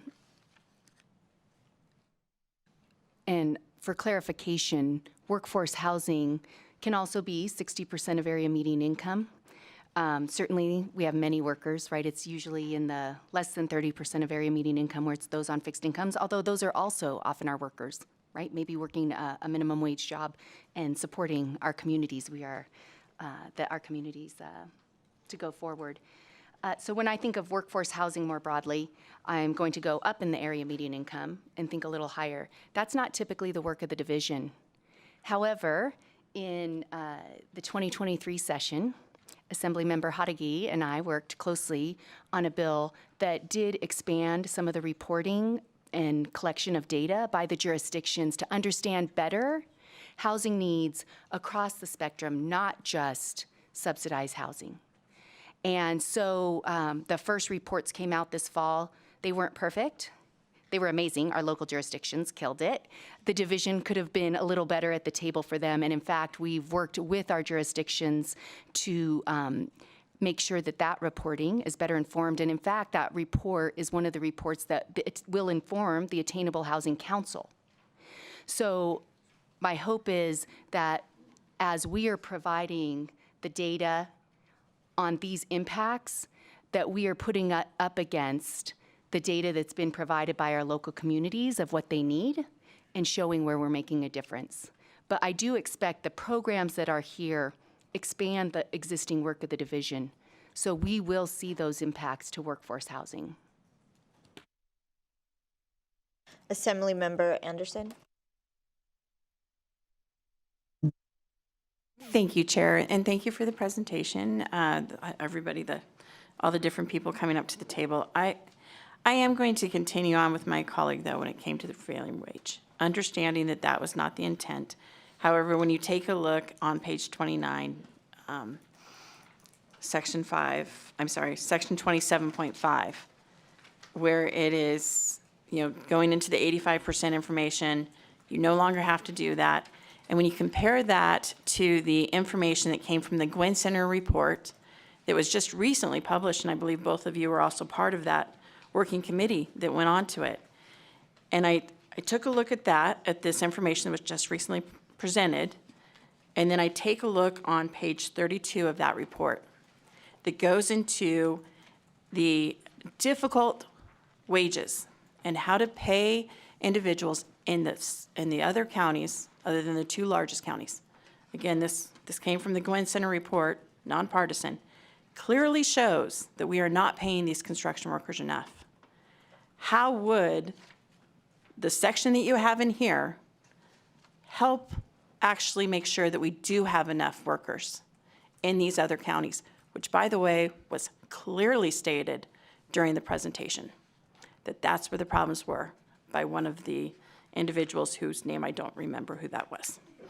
But if you could please explain how doing this would actually allow for us having enough people to build these houses in those other communities. Christine Hess for the record. Thank you so much, Assembly Member. I saw Administrator Acroth also reach, but I did also participate in the Gwynn Center study and helped informing it just in an advisory manner. And the work they do is fantastic. Again, per Chief Cherry, the bill provides a preference for prevailing wages. I'll also say that the projects that are brought to the division, including with this new fund, if they don't have workers, they're not viable, right? So the payments that I would anticipate seeing will be competitive wages, or the projects won't go forward. If they don't have workers, the projects will not be feasible, and they won't be able to enter our space. May I have a follow-up, Chair? Go ahead. Thank you. So with that information, and I appreciate, absolutely, if you don't have the workers, but what's going to stop somebody, though, from doing a bid, getting awarded the bid, not using prevailing wage because of what is currently listed in this section, and then 8, 10, 12 months later being like, never mind, oops, sorry. And then we've missed out on other individuals or other bids that could have been actually viable, that were utilizing the proper wages. Christine Hess for the record.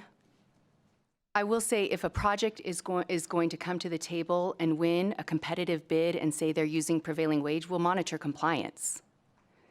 That will be monitored. It would have to be monitored if the reason they won that bid was because in their application they stated that they would use prevailing wages. That will be monitored. And we're lucky we have our state labor department that does the monitoring of our state prevailing wages. So we would partner with them to make sure that that is in compliance.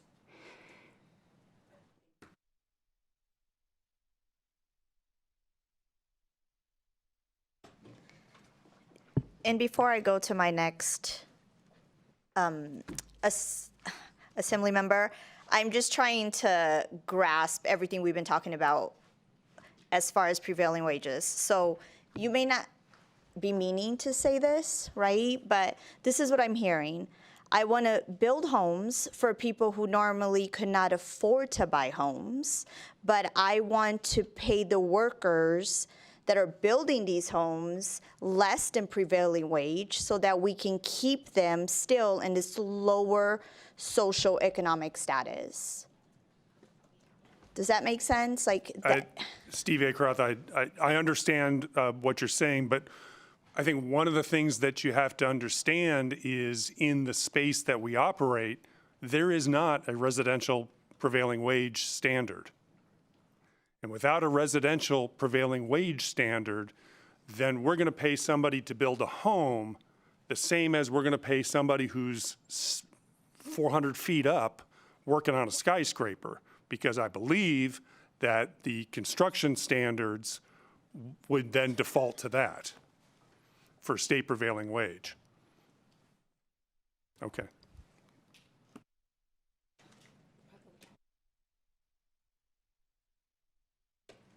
We'll probably have to continue that discussion, but I know that there's a lot of questions. Speaker Yeager? Thank you, Chair. I have a series of questions, but I know we have our representative from the State Contractors Board back, so I think maybe we'll give you two a break for a second. If I could ask a couple of questions on.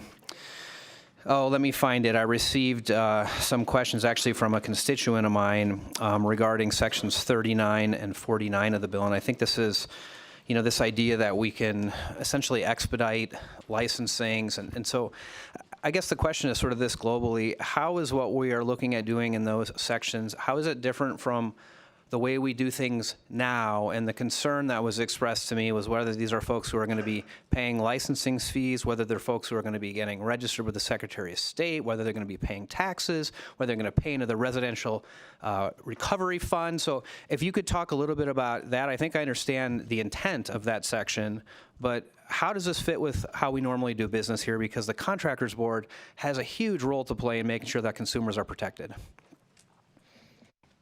David Behar for the record. Thank you, Assemblymember Yeager. So some of the language that's written into this bill is different than what we've traditionally done as far as waiving the fees, for example, the licensure fees on this.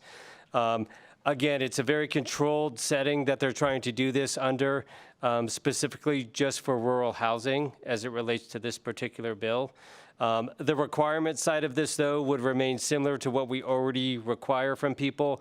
For example, we have a pretty robust licensure by endorsement program that already exists. So if you were to come into Nevada and want to work in construction, you would have to meet certain requirements. Those requirements would also be applicable here in this instance. And thank you, Chair. And it might be a better conversation taken offline. I don't want to take up all the questions, but I do have just some concerns about making sure that we're getting the balance right here, because we do expect a lot of folks who are here and are working in this area with licensing and fees and fingerprints and financial plans and all of that. And I just want to make sure that we're not incentivizing folks to come in, get licensed quickly, maybe not do it the right way, and leave the state. So not really a question, but just if you are amenable, I'd like to continue talking about this to make sure that we get the consumer protections right in these particular pieces of the bill. David Behar for the record. We'd be happy to speak offline about that.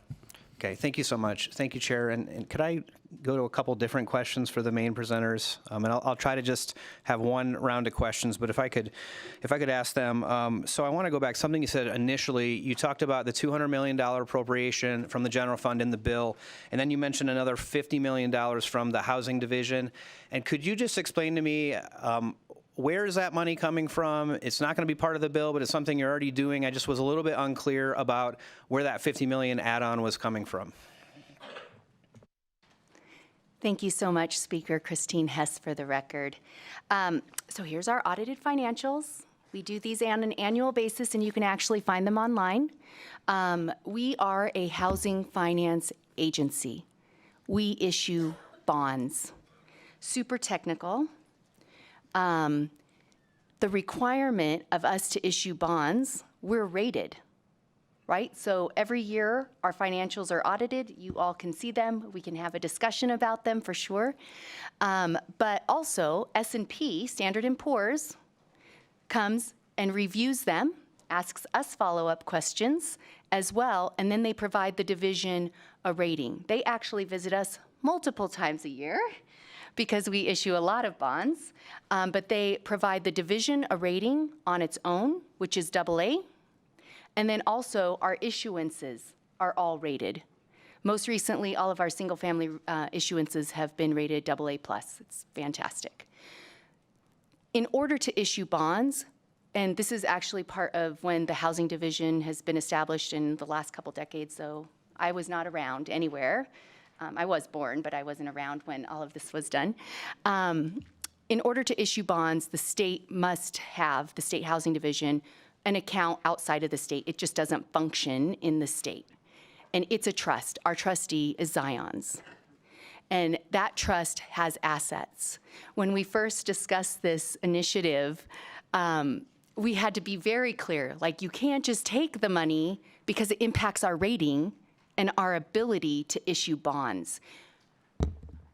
By designating the $50 million for these attainable housing activities that are loans, it allows us to keep those loans as part of the assets of the trust and won't impact our rating so that we can continue the work. The bonds we're issuing, we're currently issuing about $400 million annually to support first-time home buyers with down payment assistance. We also issue bonds around $400 million on an annual basis. Actually, because of the Homes Nevada initiative, we probably issued about $700 million in a 12-month period. It was a lot, but for multifamily housing. So that work is critical. Since 2016, in 2016, the Housing Division, also pre-me, but my predecessor was fantastic and worked with Administrator Acroft, developed a program called GAP, Growing Affordable Housing Program. This program provides loans to our low-income housing tax credit projects. So it actually won an award at the national level for being so innovative, but because we issue bonds, we collect fees with those bonds, right? Those are all maintained at the trust. We turn around and invest those in our projects through the Growing Affordable Housing Program, or conveniently, GAP program. The GAP program, since 2016, we've I guess originated about $50 million in bonds for our multifamily projects.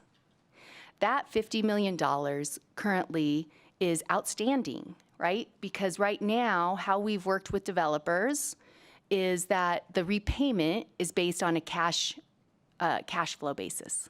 So if they make enough money, they pay us back. Needless to say, we've only gotten back a little bit, but it is, we hold, right? We hold a mortgage and a subordinate debt on that project for the life of the project. It must be repaid upon 30 years typically. It's a 3% interest, not a lot, right? We're just covering our bases, and they're not paying anything if they can't pay. The exciting part about this project, and I've been doing this because the division is not made of money. So yes, it sounds like, oh, they're putting in $50 million. This is amazing. We're not made of money. And I promise you, developers here in the room will tell you that when they've come to us, probably since I've started, asking for GAP funds, I push back and say, well, you need to show me you need them. Have you tapped every resource? And how are you going to pay us back? Right? We launched in, actually this fall, we launched a pilot of a GAP 2.0, which has actually helped inform some ideas for how we can deploy these funds. I partnered. So again, the division's not made of money. This is a finite resource, and it's currently not revolving. I basically put in $3 million of division funds at 3%. I had a Community Development Finance Institute put in $2 million at 7%. Even though they're a CDFI, they actually get their money from banks, so they have, this work, but this is their purpose and mission, and it was a CDFI that could hold a longer term. So we put $5 million into the project at 5%, right? Better than they were going to get on the market. And I pushed the developers to essentially split the deferred developer fee. So if you recall, I previously talked about a deferred developer fee. It's really just money they're going to get anyway, right? So they usually get paid their deferred developer fee before they pay any other debt. I got them to make their project financially feasible and split their deferred developer fee with our gap. I'm like, you got to start paying us back. And all of our affordable developers will tell you that we're pretty tough right now. When they come to us for funds, they have to show that it's feasible and that they need it and that they're going to pay it back. And for this program, I think I have all their heads spinning, and I get my text messages from them. Okay, I think we can do it this way, because I said, not only are you going to pay us back, you're going to pay us back in 4 years, because these funds must revolve. We're at the table to be your financing partner, but these funds must revolve because we're not made of money. We have a finite pool, but we want to continue supporting these projects. Speaker, was that helpful? You also get me excited to talk about financing. I think we lost all the media with that answer. They have left the room. I'm not sure that I understood that entirely, but we can follow up offline on that. I guess want to confirm it's not coming from the general fund. It's something you guys already have. It's something you already do. We're not going to see an amendment tacking another $50 million on this bill. Steve Acroth, Administrator of the Housing Division. I can confirm that, yes. Okay. Thank you. Chair, if I could just a couple more, if I could, and then I'll stop asking questions. I want to say thank you to everyone who is in the room who participated in the working group to make this bill happen, but I did want to confirm that you did not have any legislators on the working group for this bill. Steve Acroth, for the record, no, we did not have any legislators on this. Do you know if any legislators were invited to participate in the working group? Good question. I do not know that. Okay. Well, I'll take this as our opportunity to be part of the working group and to work with you on the bill going forward, of course. You know, I'm happy that we have this proposal in front of us. I guess my fear is that we may be a little bit too late in these efforts. If we had this bill last session, I think we'd be talking about way more than $200 million. I think we'd be talking about $500 million to $1 billion. Obviously, we didn't have the bill last session, so we have to work with what we have. But I guess here's my question. I think a month or two ago, there was a lot of uncertainty at the federal level. I think we can say that the storm clouds have arrived. Just the last couple days, the president rolled out new tariffs, and the National Association of Home Builders has said that tariffs will drive up the cost of all housing and drive up construction costs. So my question to you is, in the formation of this bill, you know, have you guys or the governor considered what impact high materials are going to have on the construction costs when we're actually talking about the ability to get these projects done? Steve Acroft, for the record, I think to be considered, yes, we've considered this because we've had that in the ecosystem with supply chain issues over the past 2 or 3 years. Well, post-pandemic, certainly, higher interest rate environment, which is causing the stalling of projects, but we were able to mitigate some of that with the Home Means Nevada funds that were provided through this. I would love to say, you know, we can build in a perfect environment. We haven't seen a perfect environment in a long time, and I don't know that we'll see a perfect environment in the near future. But we have to build. And so we have to get projects built and on the ground. So whether it's tariffs, whether it's higher interest rates, whether it's supply chain issues, any of those challenges that our builders, labor we heard about, all of those factor into the current housing ecosystem. We can't afford to wait. To your point, if we could have done this 2 years ago, great. And we did do stuff 2 years ago. So no, there's just like there's never a perfect time to open a business, there's never a perfect time to do this. But it is the hand that we're dealt, and it's the cards that we're going to play. Thank you, Chair. One last question, if I could. Understand and appreciate that, you know, just like all of us, you're dealing with quite a bit of uncertainty, and I'm looking at, the developers in the room, and I'm seeing heads nodding as well. Like, we don't know what's coming. I will agree that we've operated in all kinds of environments. I do think there's a twinge of irony that we as a state are asking the federal government to give us land to be able to build, and at the same time, we're seeing federal policies that are maybe prevent us from building on that land that's going to be released. So, I don't know if this is a left hand not knowing what the right hand is doing. That's not a question for you. That's a federal government question. But the question that I have, and this might be one for Mr. Cherry who's here, I just would like to know, has the governor been in communication with the federal administration, particularly about tariffs and about what this could do with construction costs here? Because we have this bill in front of us that I think has the opportunity to be transformational for a lot of Nevadans, but if we can't get these projects done because of tariffs that are coming in, that's a huge concern. So if anyone can provide clarity about whether those conversations are happening with the federal administration, I think it would make me feel a lot better about what we're doing here today.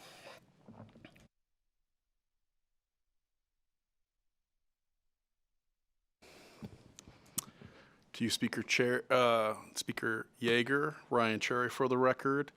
I will say that we have had conversations on a variety of issues regarding housing costs impact, specifically as results to tariffs and the new announcements. We have not had direct conversations as of this time. But what I will say is that a lot of these conversations will be contemplated, hopefully in the Secretary of the Interior and Secretary of Housing and Urban Development's task force on federal lands for urban for development with the states, transfer of those federal lands to development for the states. That will be an important component of it.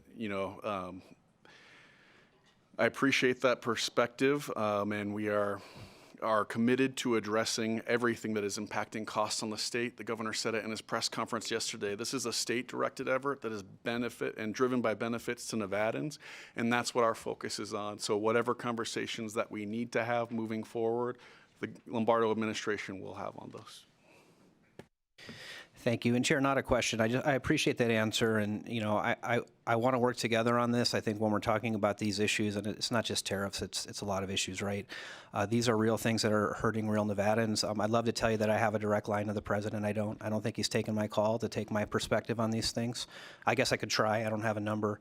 But I know that the governor does have that access. And so I would just ask that, we really push in this area, because the truth is we can pass as many bills as we want and we can put as much general fund into these as we want, but if we can't afford to build these projects because of construction costs, if we can't afford to build them because we don't have the labor pool to do it, it's a nice bill on paper, but a family of four can't live in a bill that we pass. There needs to actually be a house that's constructed for them to live in. So we just ask for your and the governor's assistance on making sure that we're speaking out about how these policies could potentially hurt Nevadans. Thank you, Chair. Assemblymember Monroe Moreno. Thank you, Madam Chair. And I have a whole list of questions, but we won't go through them all. I'll ask a number of them offline. But I want to thank you for the work that we've been doing over the years for housing, a lot of late hours and early mornings. And Speaker asked one of the questions I was going to ask about the task force. Were there any legislators? Because a number of pieces of legislation that a number of members on this committee and this body worked on are in this bill. So kind of disappointed that we weren't included in the task force, but I guess this is our part, as he said, of the task force.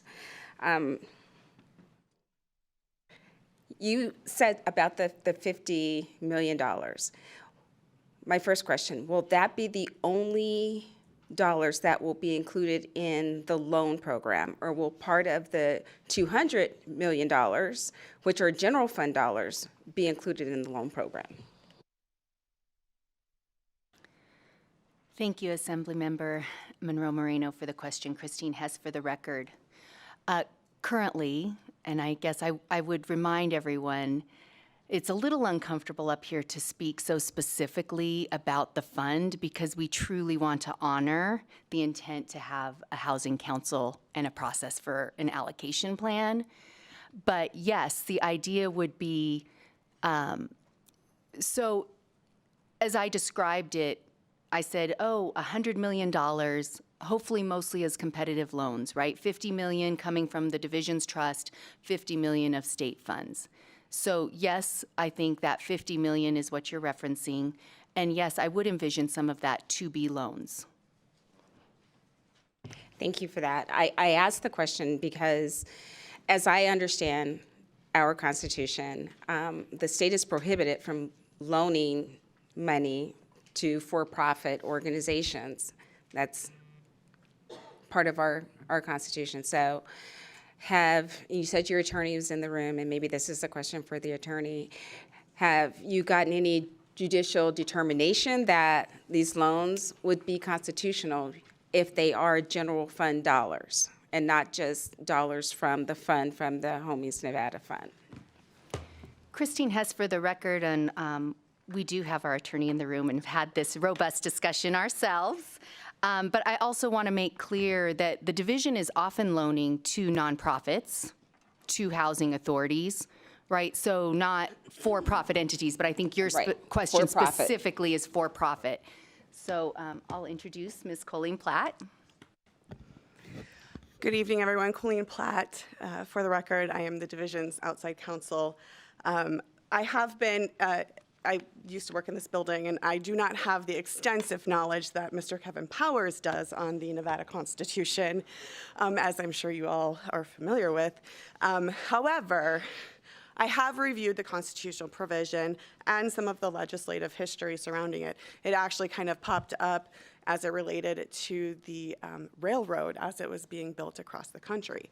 And what I will just point out is that when the courts have looked at the uses and this provision, is that one of the cases indicates that state loans, when a state loans its credit in violation of this constitutional provision, it only violates it if it acts as a surety or a guarantor, and that's not what is happening in this situation. And then it also looked at whether there was a valid public purpose. And so housing in this state is a valid public purpose.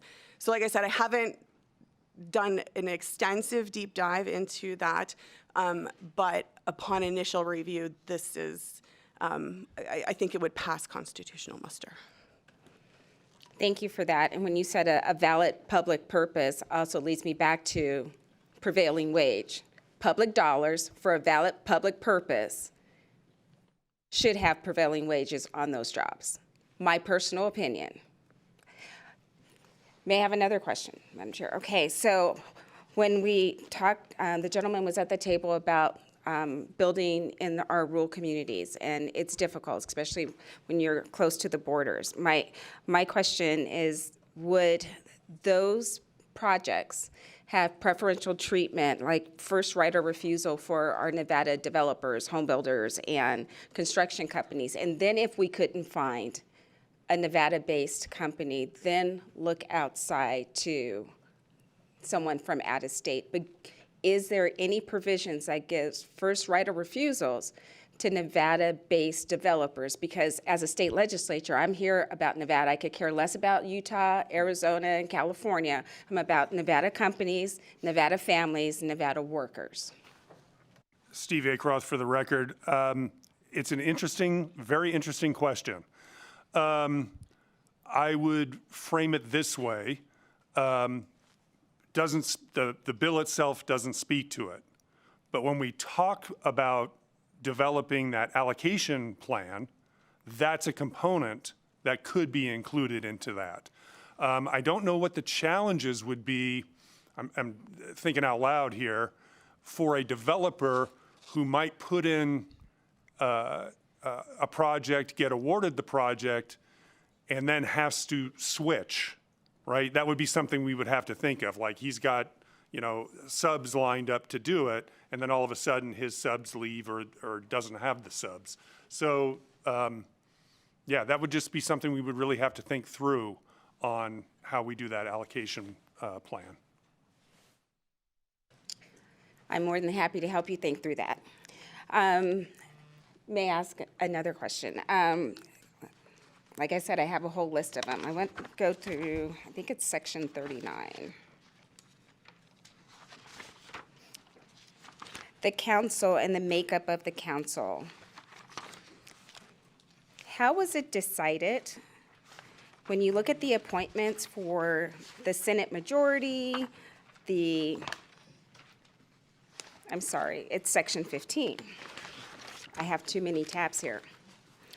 In section 15, we often have legislation where the Senate majority, minority, and the Assembly majority have appointments. Not oftentimes is it as detailed as who they can appoint. How was that decision made?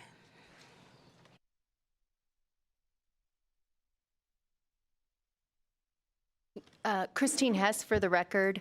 Assemblywoman, great question. I think more the focus of the group as this discussion happened, as I recall it as well, would be that we were focused on the industries and the technical expertise at the table.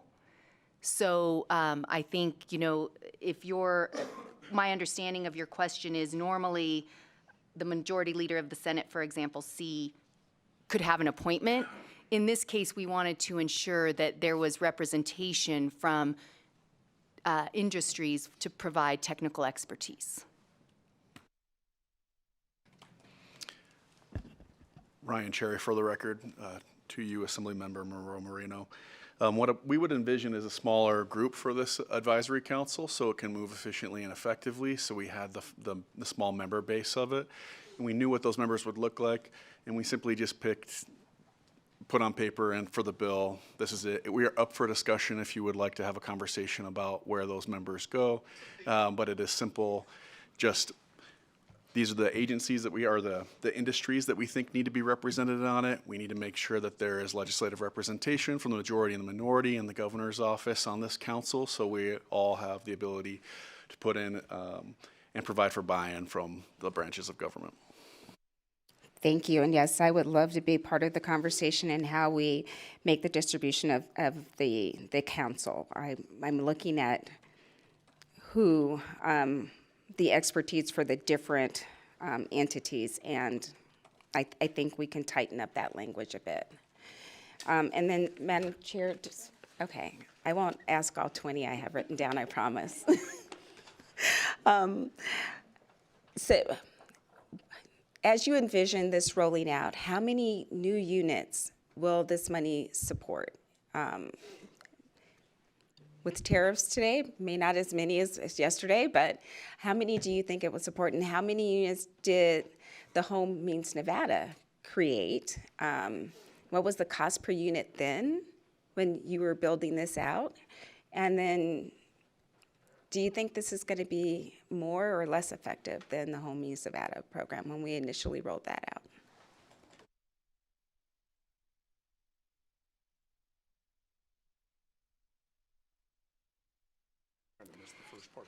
Thank you, Christine Hess, for the record. Thank goodness we're a team. Administrator Acroft printed the small print that I'm like, holy smokes, I should pull it up so I can read it. We did, in considering, and again, why we did sketch out amounts for the tranches of funding, one, hearing and working with the task force, but we also needed to be able to say, oh, this will return a $1 billion investment and provide housing for up to nearly 16,000 Nevadans. So, definitely putting on glasses for this. As we worked through those tranches of funds, and I'm going to speak to the Attainable Housing Fund, of course, tomorrow we'll also be presenting on the Home Means Nevada initiative and can also for IFC, but we can answer those questions here as well. But for this, for example, the competitive loan programs, we penciled in about 1,800 new homes, 500 new homes,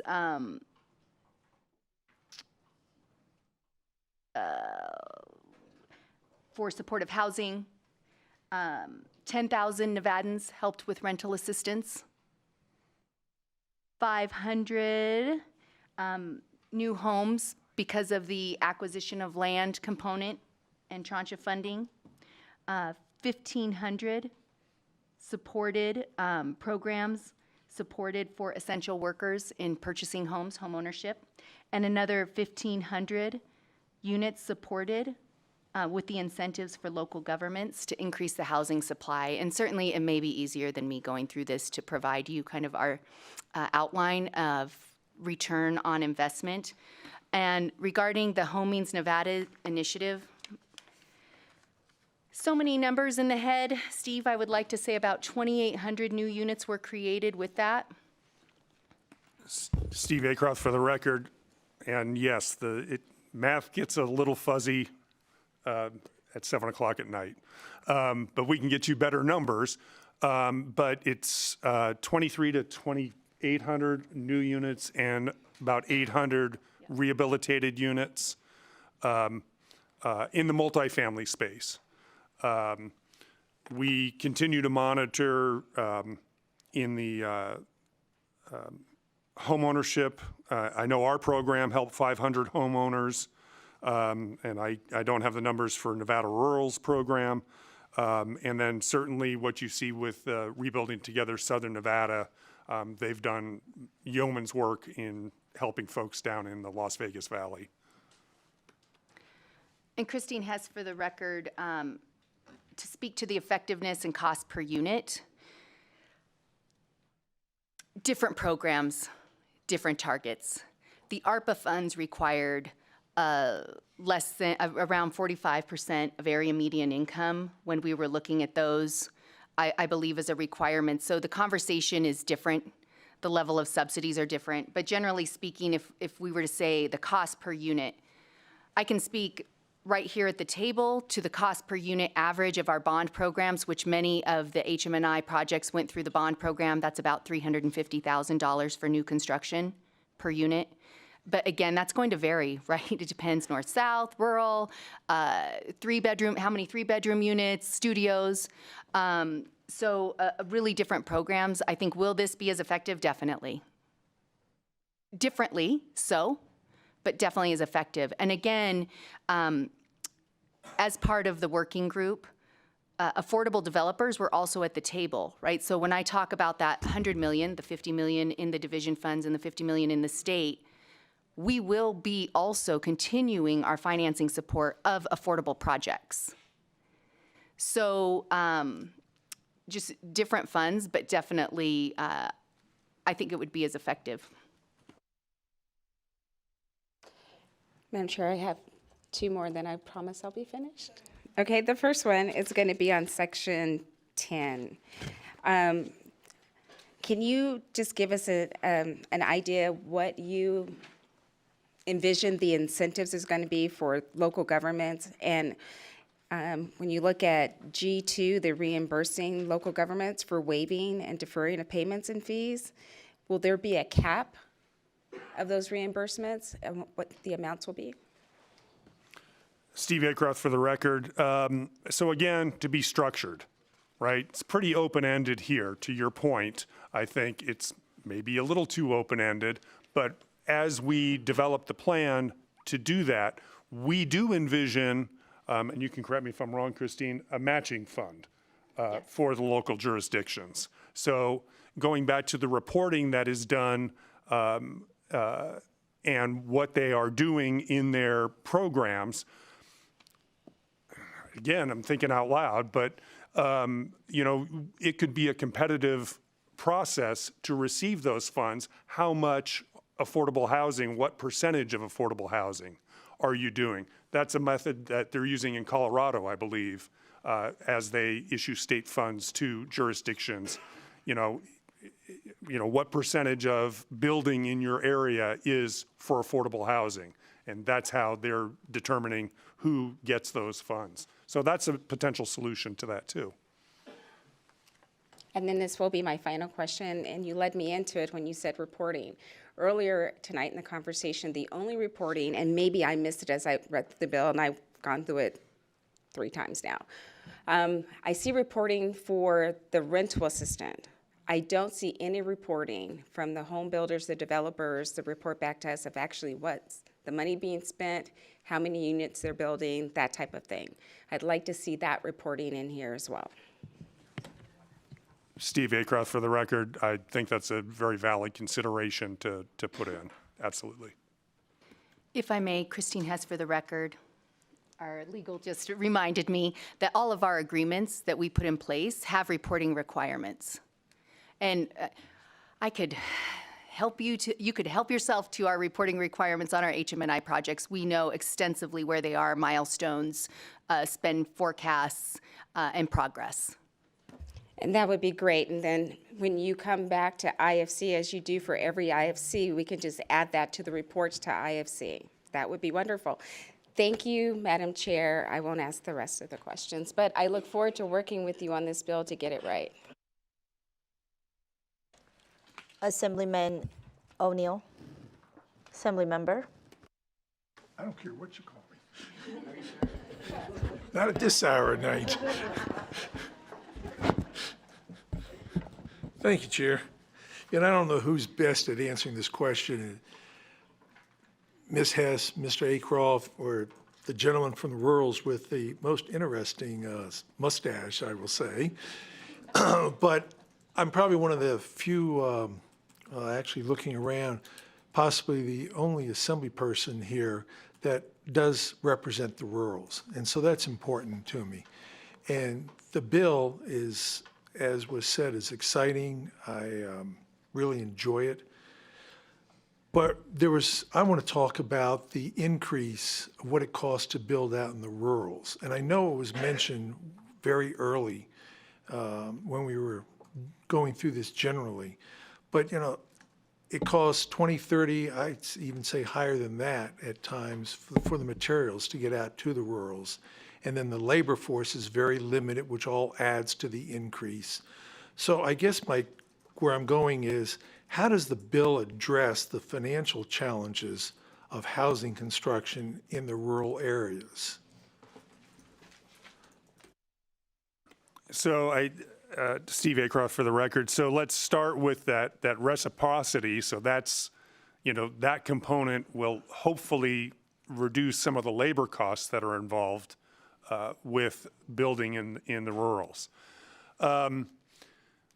Again, going back to an allocation program that could be done, we currently do a rural set-aside in our tax credit program of 10%. Okay, that can be mirrored here. I'm not saying it will be, but I'm saying that is an opportunity to do that. Because to your point, if it's more expensive to build out there, they're going to be, projects in the rurals are going to be by nature at a competitive disadvantage. And so if you had the ability to compare a project that's built in central Las Vegas to one that's being built in Ely, same amount of units, things of that nature, they're not going to shake out the same.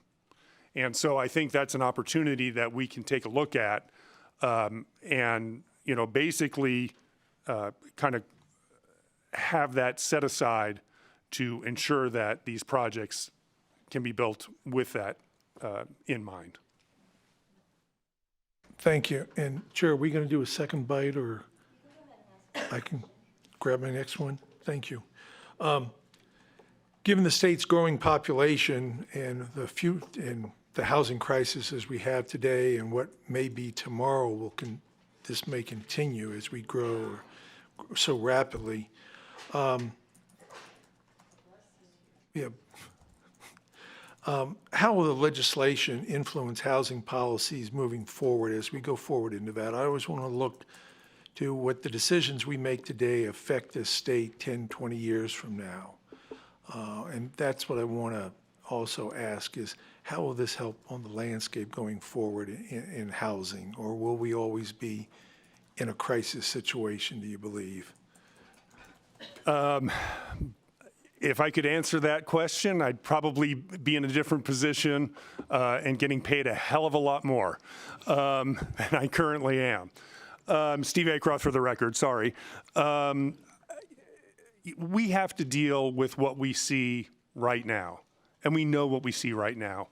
And to the point of what the Home Means Nevada funding did, those projects, we're still in a housing crisis as you framed it.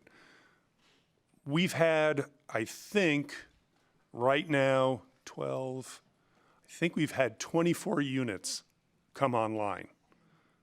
24 units out of 23 to 2,800 that are new. But that's going to change in the next 6 months to 2 years. And so we'll start to see that increase. This will help build on that momentum and continue to do that. We've seen the numbers. We have a housing crisis, if you're describing it that way, throughout the country. And in Nevada, it's sincerely the most severe, based on what we see on a kind of a national level. So, until we get back to the economics of the building and everything else, general economic conditions within the country, within the state, there's always going to be this need currently, I believe. Like to think that natural occurring cycles in the economy will ease things, will make it easier to build, will make it not necessary for all this. But that's not where we are right now.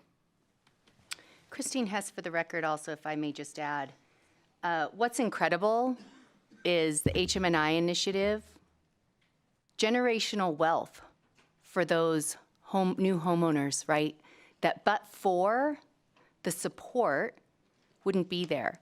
This bill also includes components for generational wealth building. We're talking about not just a home. When we talk about units and homes, we're talking about families, our youth, our kids. We're talking about investments, though, that are, in many cases, restricted for decades to maintain affordability, right? And I think one of the things when you talk about policy, love finance, obviously, too. When I think about this legislation or other housing legislation, one of the things that I hold to true is government cannot, nor should, solve the housing crisis alone. That said, the market doesn't build traditional affordable housing units. That is the role of the government. But right now, the market, as we heard from Ovation, due to interest rates and other factors, the market's not even building their housing. So I think this policy for me is really, it's truly bold for us, yourselves, ourselves, the governor's office, the people of Nevada, to see the role of government when needed to step in and be a partner, but leveraging private resources as well. That's the policy opportunity I see going forward, is this opportunity to advance proven solutions, expanding to meet Nevadans' needs, and reassessing. Thank you. That's it for now, Chair. I appreciate the time. Vice Chair Howdigi. Oh, round two. Thank you. Thank you guys so much for being here, Administrator Acroth and Ms. Hess, for answering all the questions. I know that you guys have been extremely busy, and I got just a little glimpse when you guys received the Home Means Nevada Initiative money and how busy you are. And I'm so happy that you guys have stayed and that all of your people have stayed. So thank you guys for sticking through this. And Ms. Hess, you just said something about the role of government and helping people, achieve home ownership. And I said this in my opening remarks of Assembly Bill 213 and 2023, that we have to step in because we can't just keep building affordable housing and keeping people there. My words were that it's up to us to help build this generational wealth that people build through equity and underrepresented groups, because if we don't, then we're contributing to building generational poverty. And so thank you, because I fully agree with you on that. And I just want to add to two things that my colleague had mentioned. She had mentioned, revising the council in Section 15. And I also want to make sure that when you're thinking of revising the council, that you're also making sure that there's equitable representation on the council from people throughout the state of Nevada, that we're picking people who represent Northern Nevada, rural Nevada, and Southern Nevada. And when it comes to Section 14, the reporting, in addition to the number of units being built, I would also like to see how many down payment assistance grants were awarded and how much money was used to be matched for interest rate buy-down programs. Okay, now to my questions, okay? We heard my colleagues talk about the issues with prevailing wage, and my colleague addressed Section 13 about these projects not being considered public works project, but that section also exempts them completely from Chapter 338 338, which has the residency requirements, it has the apprenticeship requirements, so that's something I have an issue with. My other colleague mentioned section 21 sub 3 about those exemptions completely from chapter 338, 013 through 090, but we haven't talked about section 27, which also has exemptions for prevailing wage in there. It's section 27, the new sub 5, which deals with the special improvement districts. And the new sub 5 says, and I just want to ask this because I want to make sure that I'm reading this correctly, and if I'm not, I want you to clarify on the record. But the new sub 5 says that for these special improvement districts that are created, that if more than 85% of the cost of the project is funded from assessments generated within that district, then they are also exempt from 338013 through 338090. So am I reading this correctly, that this will apply to any project in that district that's funded with 85% or more revenue generated from within that district, not just housing projects? So if it's a NSHE project or if it's a school project generated in that special improvement district and it's funded with 85% or more of money generated within that district, then it's exempt from these prevailing wage requirements?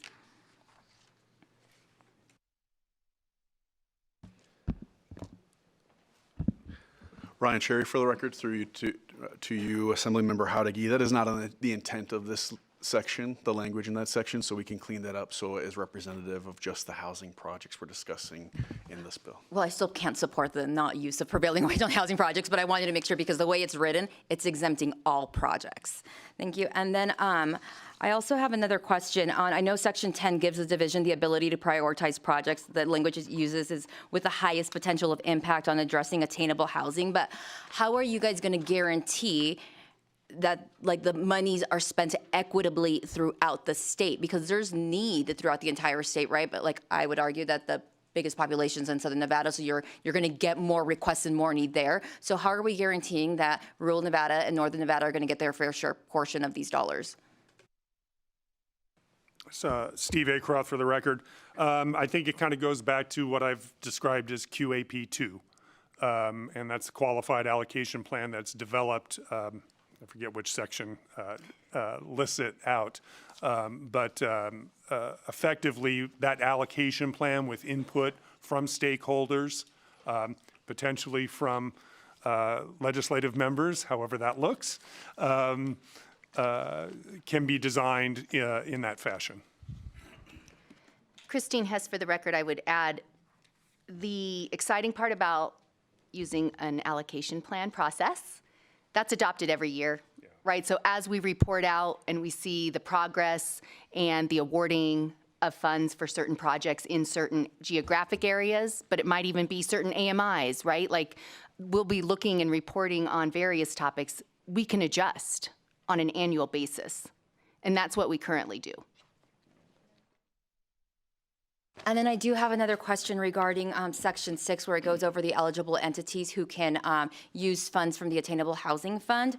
So section 6 sub 7 and then section 6, which was where it lists the private entities that can use it. I'm looking at that in conjunction with section 12. So section 6 lists the entities who can use it, which are local governments, nonprofits. Then it goes into the private entities that say they can use it for down payment assistance, interest rate buy downs. I'm assuming like those people would be banks, credit unions, home builders, right? I'm thinking of I know nonprofits are already listed in there for down payment assistance, but for interest rate buy downs. But then section 12 says that in order to use the fund, you have to have matching funds. So that's section 12. So does that apply to everyone who's an eligible entity? Because section 12 says entities must provide or secure eligible matching funds. So if I am a bank and I am going to do interest rate buy down and I'm going to ask the Housing Attainable Fund for $500,000 for interest rate buy downs to borrowers, I have to then come up with $500,000 of matching funds? Steve Acroft for the record. So in certain instances, we are going to expect that matching funds are part and parcel of the deal. However, in part 2 of section 12, if it's determined with the council that matching funds are not, we can exempt that portion. So I'm going to go back to supportive housing. okay? Supportive housing, those entities that are providing that don't have the ability to do matching funds like a bank would, right? So that's, the different tranches are going to have different requirements going through this. Okay, and that's going to be laid out with the council. It's not going to be in statute. Because I was just thinking, like, yes, a private business might have the ability to do matching funds, but a nonprofit who's doing Right. down payment assistance won't. Right. Sorry. Christine Hess for the record, and I do think there's a little opportunity to clean up the language. We had been going back and forth on it this week also. So yes, I think the intent of this section is to say, you know, if you're providing rental assistance, you're not going to be providing matching funds, right? But the idea is that if you're coming to the housing division to finance your project, we are not financing 100% of your project. Bank financing would count. But same in down payment assistance, right? If there is down payment assistance provided, and typically how we've worked, there is private financing at the table, a mortgage of $300,000 and down payment assistance of $15,000, let's say, $10,000, right? So we'll make sure that the language clarifies that. Thank you. And I do have some more questions, but I will take them offline, Chair. Administrator Croth and Ms. Hess, I'll reach out to you guys so we can get something scheduled, because I do have a list of like areas that I would like to see like tightened up or cleaned up for like consumer protection or things like that. And I'm just going to close with the question I had opened up with during round one, which was that making sure that projects that are developed remain affordable and attainable. And maybe I didn't articulate what I was trying to get across, because I know more than anyone, you know, from the work that we've done, that, you know, supply is gonna help with affordability, right? And so we've been working on different ways to increase supply. We had bills last session, you know, I have my rezoning bills this session, but this is different because now we're talking about the use of public dollars, right? These are Nevada taxpayer dollars. And so when I was articulating during the first round of questions, you know, that we're going to be giving taxpayer dollars to either help buy land or help develop land, build housing, I would like to see some protections in there that those units that are built to be sold are being sold to people who are 80% AMI or 150% AMI, and that means pricing them accordingly in that fashion as well, because these are taxpayer dollars now using to create supply. We need to make sure that the taxpayers' dollars who are being used are the taxpayers who are able to buy those homes. So thank you, Madam Chair, for your indulgence in letting me ask my questions. Assembly members, are there any additional questions? This is your time.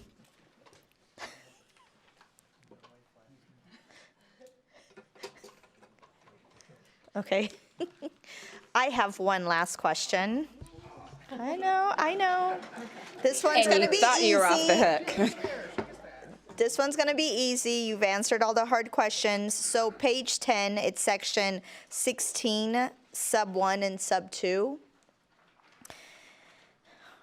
It states a member of the council shall not have any direct financial interest in any attainable housing project.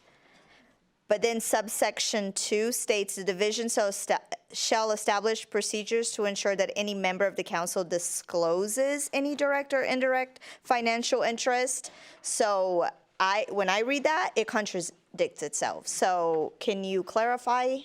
Is that going to be changed?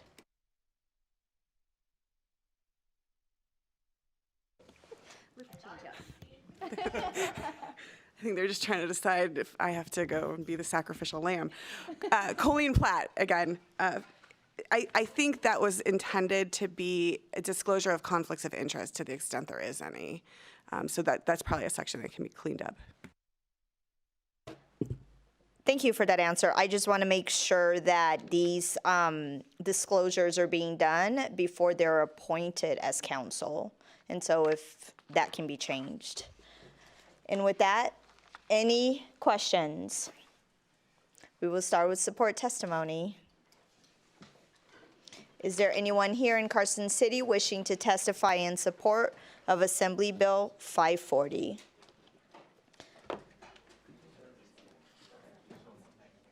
I just want to remind everyone again that we will do 10 minutes here in Carson City, 10 minutes in Las Vegas, and 10 minutes on the phone lines.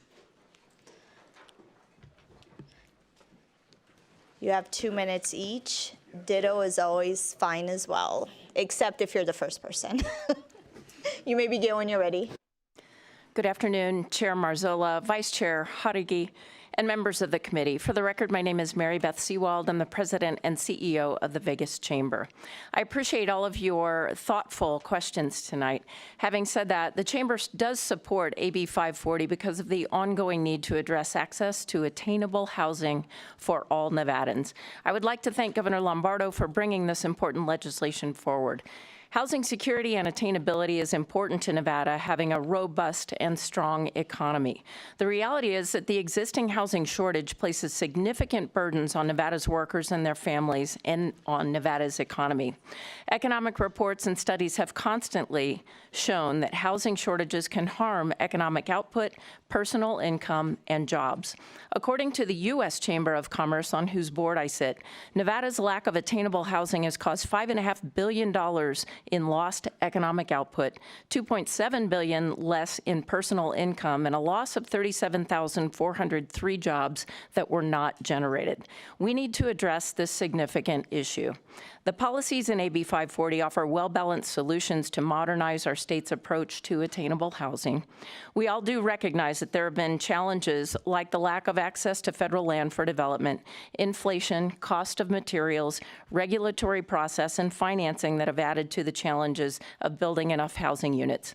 It is the Chamber's belief that AB 540 helps address the larger issue at hand, in that we have not been able to keep up with the construction of new housing, especially in high-growth areas that we are experiencing throughout Nevada. We do believe these changes will serve Nevada's workers and families well, and that is why the Vegas Chamber is in support of AB 540. Thank you so much for your time tonight and consideration in supporting Assembly Bill 540 and for investing in the future of our great state. Thank you. Good evening, Chair Marzola and members of the committee. My name is Daniel Stewart, and I'm here on behalf of the Clark County Education Association. CCEA supports AB 540. We know that attainable and affordable housing is a bipartisan concern this session, and we know our state's housing shortage is an issue you hear about regularly from your constituents, often with stories too painful to imagine. And we also know that there are currently many different legislative proposals to find solutions to this problem. We applaud your efforts. We applaud the efforts of Governor Lombardo. Housing is also an education issue. One of the driving forces behind our high levels of teacher vacancies is a lack of affordable housing. Teachers cannot afford to live where they work, and right now, too often, teachers can't afford to live in Nevada at all. Additionally, housing shortages cause vacancies in hard-to-fill positions in subjects like math and science, even in otherwise high-performing schools. Altogether, these housing-caused educator vacancies have a direct and negative impact on student outcomes. CCA represents 18,000 educators, plus an additional 16,000 dependents. That is 34,000 individuals. By comparing AB 540's tier qualifications for affordable housing to the salary schedules of our teachers, it appears that as many as 5,994 teachers could be eligible for attainable housing under this bill. This could be a game changer for both education and housing in Nevada. I appreciate your time and consideration of this critical issue and urge your support of this bill. Thank you. Thank you. Once you're done testifying, if you can get up so the next individuals can testify as well. You may begin when you're ready. Okay, I don't know why I get nervous. I usually don't, but I'm going to be brief and to the point, and I'm going to talk about three major issues you guys are talking about. One of them is tariffs. One of them is BLM. Can I have your name, please? My name is Al Rojas. I live in Assembly District 12, Senate District 21.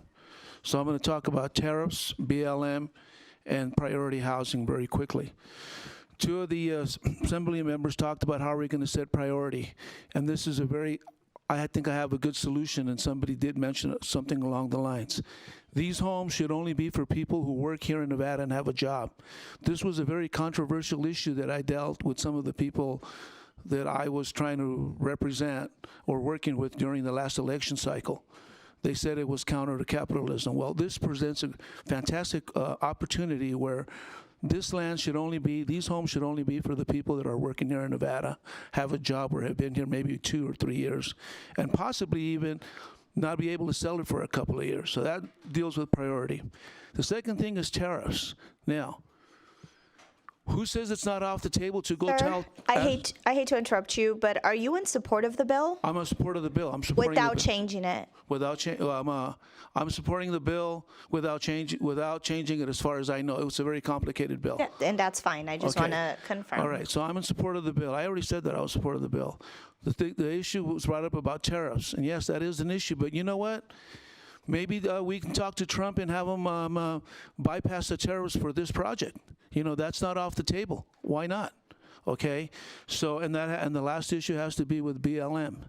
Now, I got on here late, but somebody said about buying the land from having to buy the land. You know, we got to put the pressure on BLM. For example, there was land allocated in my area, or we wanted to get a sheriff's station, and BLM. I was told that BLM was blocking it, and the land had already been allocated for 25 years. I went down there and talked to BLM, and I made sure that they were out of the way so that we can get that sheriff's Two station. minutes are about to finish, so if you can please wrap that it up. sheriff's station is already on there, and even the sheriff said that it wasn't going to get done during his tenure. So what I'm saying is, be a squeaky wheel. That's how I did it. Go over there and talk to Trump, try to get the tariffs down, talk to BLM, let's get some more land. That's what I want to say. Thank you for your Thanks, bye. testimony. Good evening, Chair Marzola, Vice Chair Hadigi, and all of the members of the Assembly, Commerce, and Labor Committee.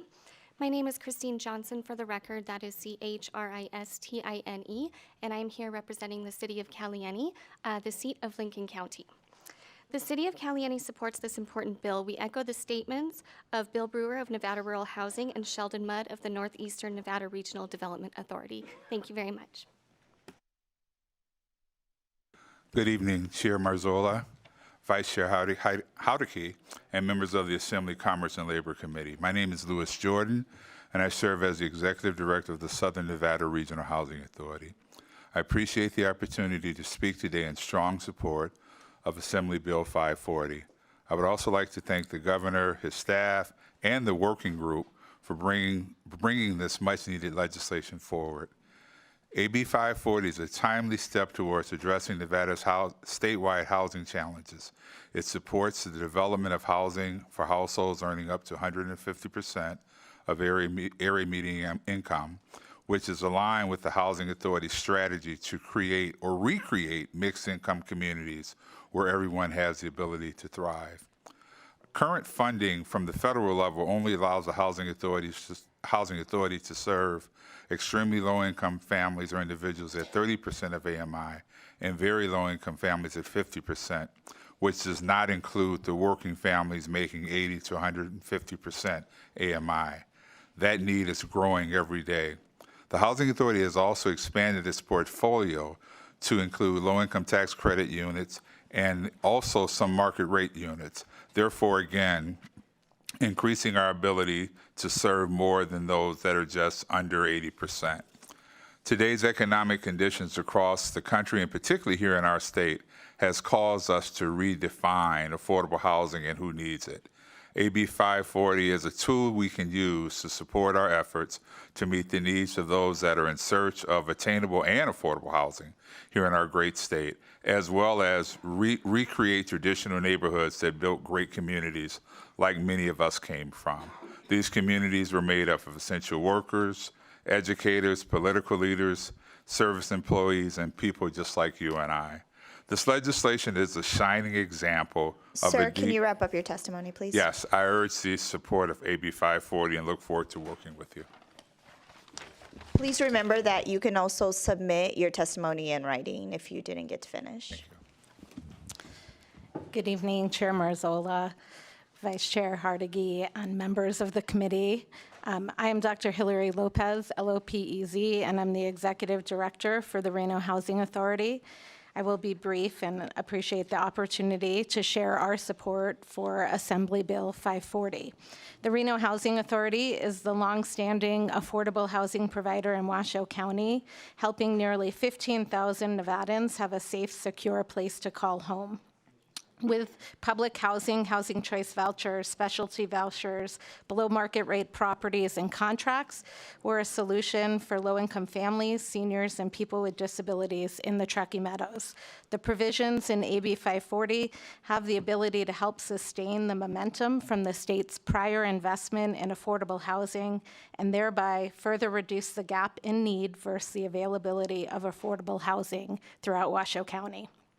For example, the potential funding for land acquisition, construction, and preservation of affordable and attainable housing, rental assistance programs, and funding for local fee waivers that are included in the bill are significant and will help RHA continue to meet the varied needs of our community and help ensure that our vulnerable citizens have access to long-term, affordable, and attainable housing. Thank you for your time and consideration of this bill. Thank you. I'll be able to take one more person here, and then I'm going to go to Las Vegas, and then the phones. If we have time left, I'll be back. So. Thank you, Madam Chair. Russell Rowe here on behalf of the Nevada chapter of the American Council of Engineering Companies, wishing to offer our support and thanks to the governor and to this committee for hearing this bill. Reasonable legislation. We really encourage all parties to work through any outstanding issues and get this done for the people of Nevada. Thank you. Thank you. We will move to testimony and support to Las Vegas. Please begin when you're ready, and remember to state and spell your name for the record. You each have 2 minutes. You may begin when you're ready. Good evening, Chair and committee members. I am Jennifer Lewis, Jennifer Lewis, Lewis, representing the Nevada Multifamily Alliance, a group of 6 apartment owners, developers, and managers. Our group has built, owns, and manages over 20,000 units in Nevada. Collectively, we have devoted over 250 years in housing Nevadans, north and south. For us, this is a transformational bill for the state of housing in Nevada. The Nevada Attainable Housing Fund will support the construction of new workforce housing, provide financial assistance for supportive housing, down payment assistance, eviction diversion, and incentives for local government to accelerate attainable housing approvals. This fund is a multi-pronged tool that will work on many fronts to tackle housing costs. Of particular importance to my group is the assistance for land acquisition and the potential of competitive loans or grants for construction. At the current time, few multifamily projects are under construction due to the lending environment and project costs. The creation of a new tier of affordable housing allows the funds to reach housing for our community helpers who make more than the 120% of area median household income. This will help a substantial part of the state's workforce and ultimately keep employees and jobs in our state. I believe the bill moves housing Nevadans forward, and I support this bill. Good afternoon, Chair and members of the committee. For the record, my name is Ann Barnett, CEO for the Nevada Contractors Association, representing the construction industry in Southern Nevada with members who build commercial and residential projects across Nevada. We are in support of AB 540 and want to thank Governor Lombardo and the bill sponsors for bringing such an important and comprehensive housing proposal forward. Our members are committed to helping meet Nevada's growing demand for attainable housing. AB 540 acknowledges the realities faced in delivering these projects today, from land availability and development timelines to the need for flexibility in project financing and permitting.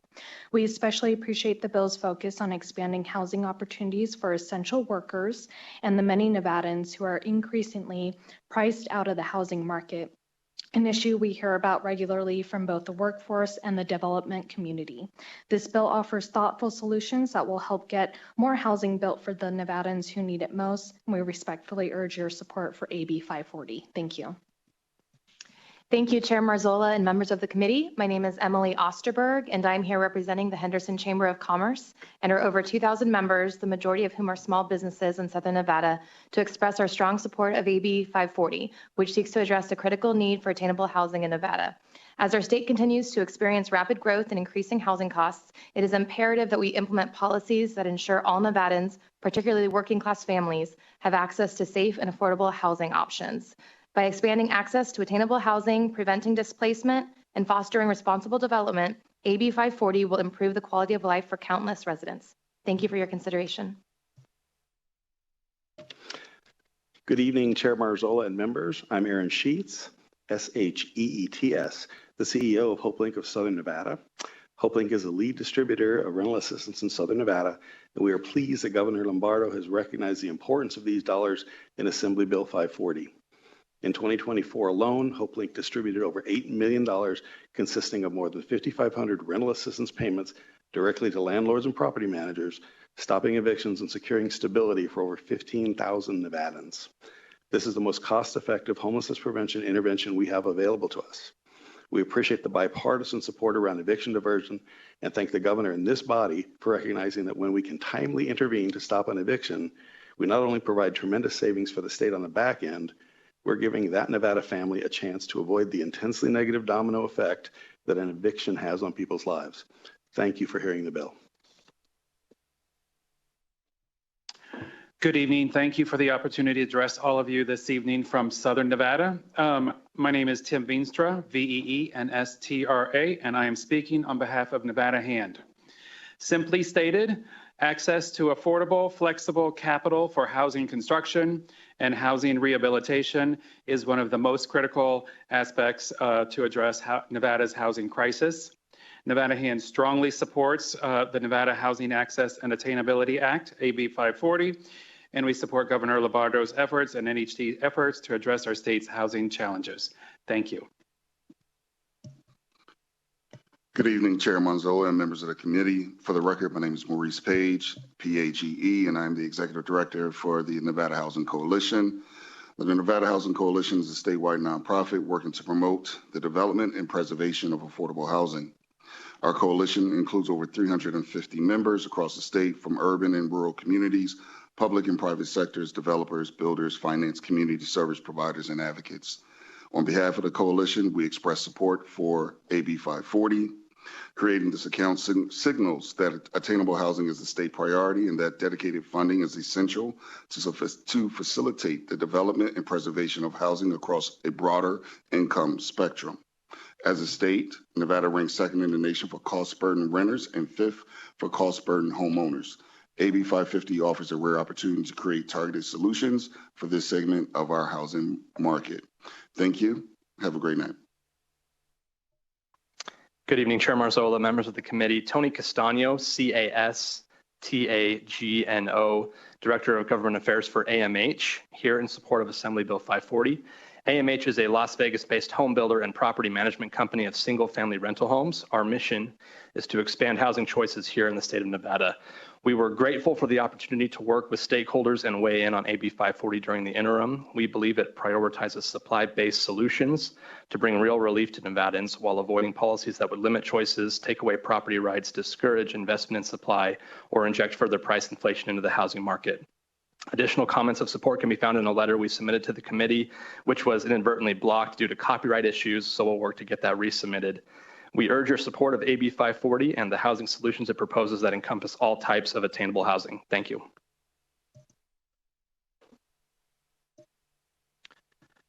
Good evening, Chair Marzola and Vice Chair Howdeggy and members of the Commerce and Labor Committee. My name is Azim Jessa, Azimjessa, and I serve as the Legislative Chair for the Nevada Realtors. We're proud to support AB 540. Nevada Realtors recognize there's no single solution to addressing our state's housing obtainability challenges. AB 540 takes a comprehensive approach, tackling multiple factors that contribute to the issue. The bill provides support to home buyers through down payment assistance and interest rate buydowns, funds rental assistance and eviction diversion programs, and lowers construction costs through grants and credits for attainable housing projects, all the while helping expand our labor pool in areas where there's a shortage of qualified labor. Since the last legislative session, many of us heard from our friends and neighbors about the urgent need for more housing solutions. AB 540 delivers practical, common sense measures that meet that need. We urge your support for this important legislation, and thank you all for working late into the evening. Thank you. I don't see anyone else in Las Vegas broadcast. Is there anyone on the line wishing to testify in support? To testify in support for Assembly Bill 540, please press *9 to take your place in the queue. Again, if you wish to testify in support, please press *9.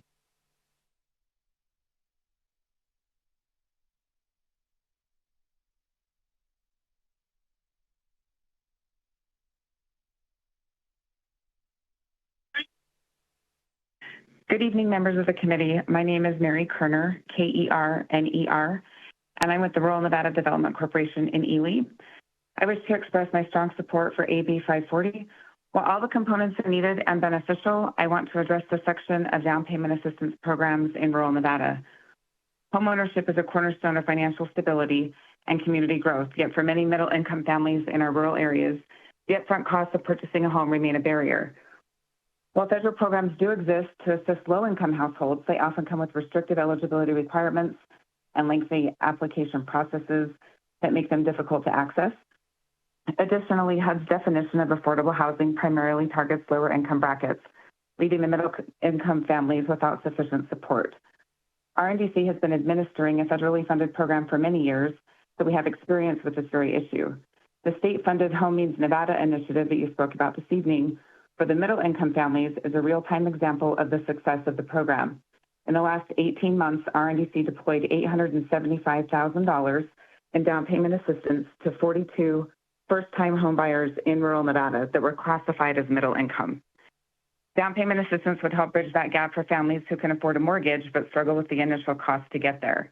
By supporting these programs, we can strengthen our local economies and encourage workforce retention for hardworking Nevadans. The Rural Nevada Development Corporation has been instrumental in addressing this need, serving all 15 rural counties in Nevada. We have assisted over 518 homeowners with over $7 million in down payment assistance. This demonstrates both the demand for such programs and their tangible impact on helping families achieve homeownership.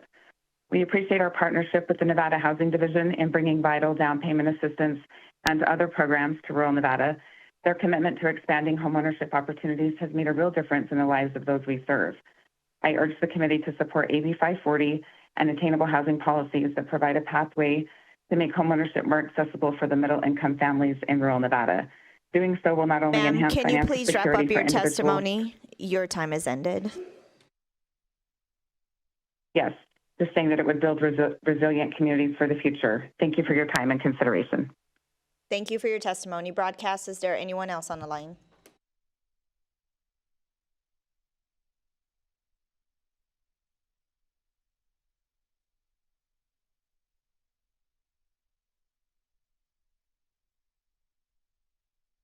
Caller with the last three digits, 765. You are unmuted and you may begin.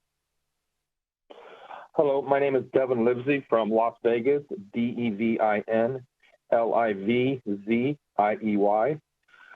I'd like to say that we're in strong support of this. I'm the vice chairman with the Clark County Republican Party, and we're in support of this bipartisan bill that makes it possible for all Nevadans, both on the development end and on the purchase and renting end, to have a better opportunity and a more fair opportunity to obtain housing. With that, I would just say ditto to everybody else, and thank you for your time.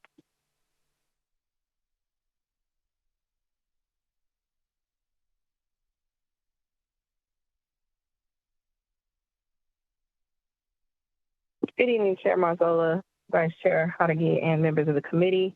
My name is Ashley Dodson, ASHLEY-DODSON for the record. On behalf of the NAACP Las Vegas Branch 1111, we are in strong support of Assembly Bill AB 540, the Nevada Attainable Housing Act. The bill takes an important step toward addressing Nevada's housing crisis by creating this account and investing in critical solutions for essential workers and underserved communities. We applaud the focus on rental assistance, eviction diversion, and expanding housing access across income tiers. While we are for this legislation and support its vision for a more equitable housing future, we look forward to the governor working closely with labor unions to make this bill more palpable and inclusive for our union brothers and sisters. We believe housing, justice, and labor rights can and must go hand in hand, and we're hopeful that a collaborative path forward will ensure success for all Nevadans. Thank you for your time and consideration.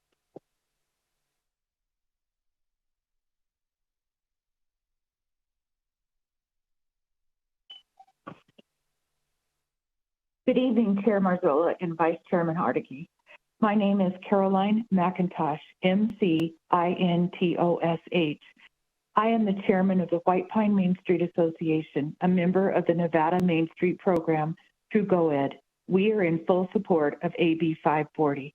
The number one barrier to growth in economic development in White Pine County is the lack of housing.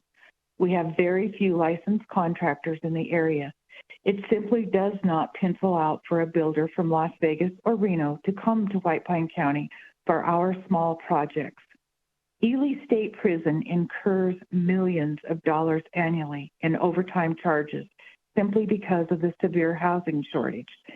And Nevada taxpayers cover these overtime charges. Mining, healthcare, education, and public land agencies also suffer from the challenge of filling open positions due to the housing shortage. The provisions of AB 540 provide many solutions to help ease the housing shortage in White Pine County and all of Nevada. On behalf of the White Pine Main Street Association, I urge you to help solve the housing shortage in rural Nevada by supporting AB 540. AB 540 will help White Pine County increase our population, fill open employment positions, and expand our local economy. Thank you for this opportunity.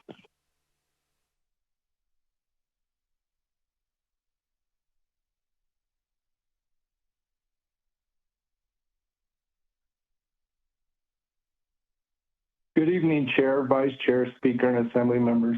My name is Donnie Gibson. I have been a member of the Las Vegas construction and development community for 30 years. There have been countless conversations about addressing housing in Las Vegas, and I fully support the approach in this Assembly Bill 540. This bill addresses not only unique approaches to affordable housing, but it also expands the state's ability to acquire federal land through the affordability provisions within Southern Nevada Public Land Management Act. Nevada's scarcity of available land has several cascading impacts to affordable housing. With limited land, the price of land rises. Higher land costs directly increase overall expenses for developers, leading to more expensive housing projects that are less accessible for low and middle income residents. Many essential workers face difficulties in affording housing near their workplaces. The shortage of affordable housing can lead to workforce shortages in crucial sectors, potentially impacting the overall economy. Healthy and secure workforces are the backbone of success for business and community. Addressing affordable housing in Nevada goes beyond providing shelter. It's about ensuring economic stability, social well-being, and long-term growth for the state. The past several years of housing supply issues have posed significant challenge to low and middle income residents, hindering their ability to secure stable and attainable housing. This bill aims to address this issue by utilizing up to 150% of median income ratio, providing an opportunity for the broader range of individuals. It's important to clarify that this bill doesn't involve distributing homes, rather it seeks to empower many essential workers to achieve the American dream. With this bill, the American dream will be achievable. Sir, can you please wrap up your testimony? Your time has ended. I believe that AB 540 is a great tool, and I proudly support the governor and AB 540. Thank you. Broadcast, is there anyone on the line wishing to testify in support?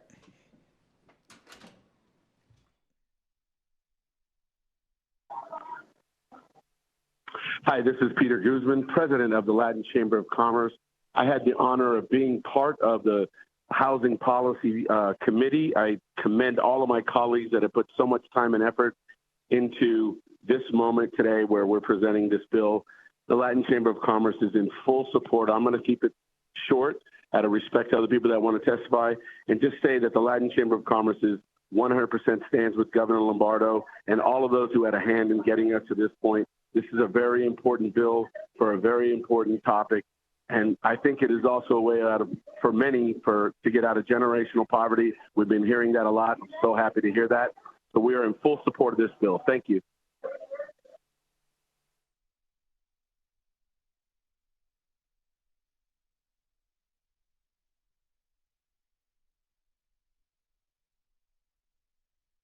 Good evening. Can you hear me? We can. Please state your name and spell it for the record. Okay. My name is Kenna Almberg, A-L-M-B-E-R-G. I'm the broker of Desert Mountain Realty here in Ely, White Pine County. I appreciate all the comments made so far. I'll be quick, especially those of Bill Brewer and Sheldon Mudd, who explained the challenges that we face here in rural Nevada and voiced the support of Bill AB 540, and also confirmed the need for the affordable housing in rural communities such as White Pine County. Previous DPA programs, down payment assistance, have been crucial in helping many families purchase homes that they would not otherwise have been able to purchase here in our area. And being in a position of working directly with those needing housing can be very stressful and difficult in trying to find attainable housing with all the challenges that we face here for so many middle income families. I'd like to thank you for your consideration and appreciate your time. Thanks. Thank you for your testimony. Broadcast, is there anyone else on the line? Chair, we have no more callers choosing to testify in support. Thank you. I do have a few minutes left, so I'm going to come back to Carson City. Go ahead and fill the chairs up. We don't have that much time, so if you can be very, very concise. Thank you, Madam Chair. Alexis Motorex with the Nevada Chapter AGC. We support the bill. Thank you.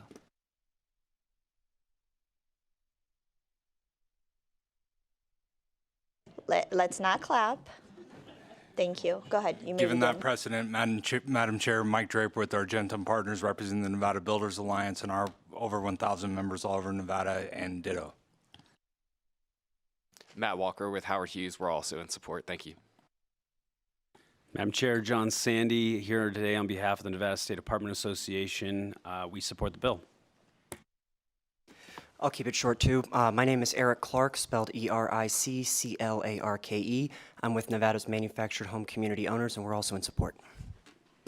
Thank you. Is there anyone else in Carson City wishing to testify in support?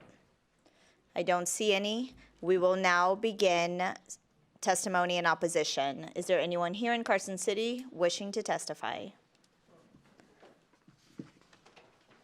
Please remember to state and spell your name for the record.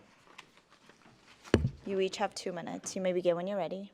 And once you're done, if you can get up so the next people can join. Thanks. Good evening, Madam Chair and members of the committee. My name is Ronald Young. I represent the International Brotherhood of Electrical Workers, Local 357. We stand in opposition of this bill. We do appreciate efforts to make housing more affordable. However, we believe that if taxpayer funding is going to go into construction projects, these should be covered by public works and prevailing wage. Thank you. Thank you. For the record, my name is Ross Kinson, K-I-N-S-O-N, and I am here on behalf of the Northern Nevada Central Labor Council and the AFL-CIO and the Northern Nevada Building Trades. So I'm here today to express opposition to AB 540 from the perspective of Nevada's labor movement. We agree that housing is a crisis in our state, but AB 540 is not the solution. In fact, it does real harm to the very workers who keep this state running. This bill exempts publicly funded housing projects from prevailing wage laws. That means developers can pay construction workers far below the wages they'd earn on any other public job, even though these projects are being funded with $200 million in taxpayer dollars. You cannot say you're building housing for essential workers while undermining the wages of the essential workers who build it. This bill invites a race to the bottom. It rewards developers while sidelining local, skilled union labor. It creates shortcuts and giveaways, but it doesn't demand the kind of labor standards that ensure safe job sites, quality construction, or middle-class wages. AB 540 also expands the definition of attainable housing to include households making up to 150% of the area median income. That's not affordability for working families. It's policy built around the needs of developers, not the needs of our janitors, our construction workers, our teachers, our caregivers. We believe in solutions, but solutions must include labor. They must respect the workers who build Nevada from the ground up. That means prevailing wage. That means local hire. That means partnerships with the trades, not carve-outs for corporations. Nevada's working people deserve better than this bill, and I urge you to stand with labor and with the working families who need real housing relief and oppose AB 540 as written. Sections 13 and 21 of AB 540 deliberately cut out prevailing wage requirements from housing projects funded by public dollars. This creates a two-tiered system where the same workers who build our schools, roads, and hospitals at fair wages are now expected to build taxpayer-funded housing at reduced wages or be replaced by out-of-state low-wage contractors.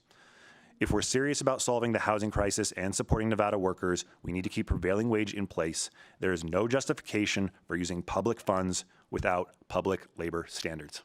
Thank you.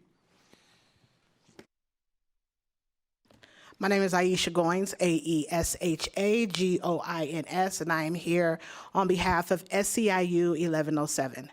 I just want to thank Chair and Committee for listening and for focusing on prevailing wage and for making that important. It is important to our union sisters and brothers, but it is also important to Nevada. So because that has not been focused on in this bill, SEIU 1107 is opposing this bill. We appreciate the governor's hard work and we look forward to seeing the draft with that change. Thank you very much. My name is Andrew Rivas. I'm a political organizer for Teamsters 533 here in Northern Nevada. Here to express strong opposition to this bill. Nevada, as well as most of the rest of the country, is facing a massive shortage of apprentices in the trades. As Assemblymember Anderson pointed out in the Gwynn Center report, part of that is because of the pandemic. When projects left, workers left. There was no work for people in the trades. They went off, they found something else that paid a livable wage. And now we are talking about using taxpayer dollars to pay people less than a prevailing wage. And when that doesn't happen, they have to make a choice between making less money here or more money somewhere else. And then we bring in a contractor from out of state. There's too much giveaway potential with taxpayer dollars. And for those reasons and the reasons my colleagues have already brought up, we can't support this bill as written. We strongly encourage the governor to start a conversation to kind of address all of these issues because there is real potential for this bill to be successful, but we should be bringing all of Nevada along with us, not Nevada and other states at the expense of the people. Oh man, I apologize. Sorry, I'm tired. Been a long day. I will end there. Sorry. Thank you for your testimony. Is there anyone else in Las Vegas wishing to testify in opposition? I don't see anyone in Las Vegas. Broadcast, is there anyone on the line? Testify in opposition to Assembly Bill 540. Please press star 9 to take your place in the queue. Again, if you wish to testify in opposition, please press star 9.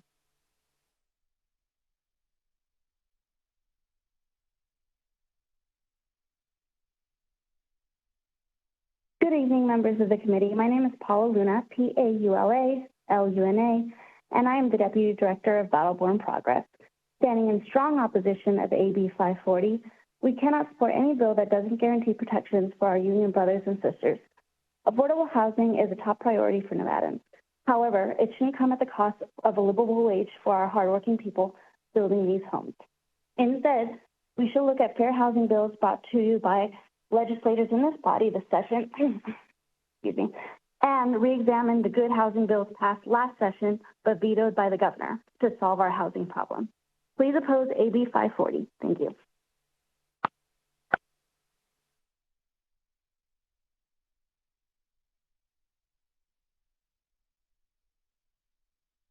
Good evening, Madam Chair and members of the committee. My name is Renee Ruiz, RENEE RUIZ. I represent National Nurses United, National Nurses Organizing Committee.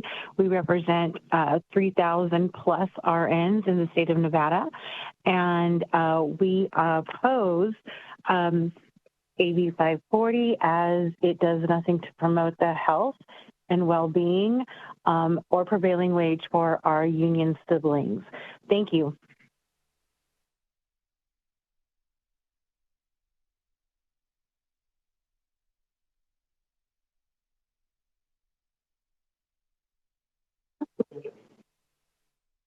Good evening, Madam Chair, Vice Chair, distinguished Assembly and committee members.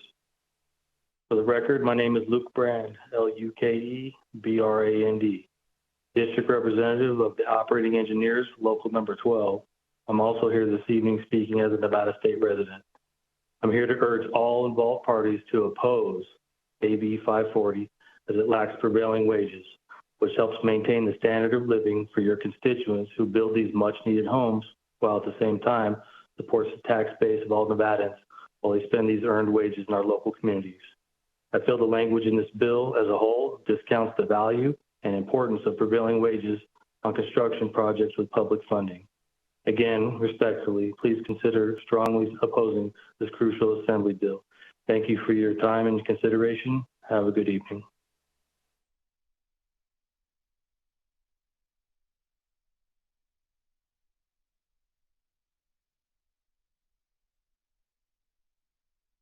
Hello, this is Val Thomason, and I'm speaking for the Democratic Socialists of America today. We are also opposing this bill for the same reasons as listed, because we don't think that you need to degrade the value of union labor in order to build affordable housing. And also because a lot of this bill seems like it is just a giveaway to property developers. And then it also supports the idea that the way to make housing affordable is to make labor cheaper, which is not the way that we should do this. Thank you.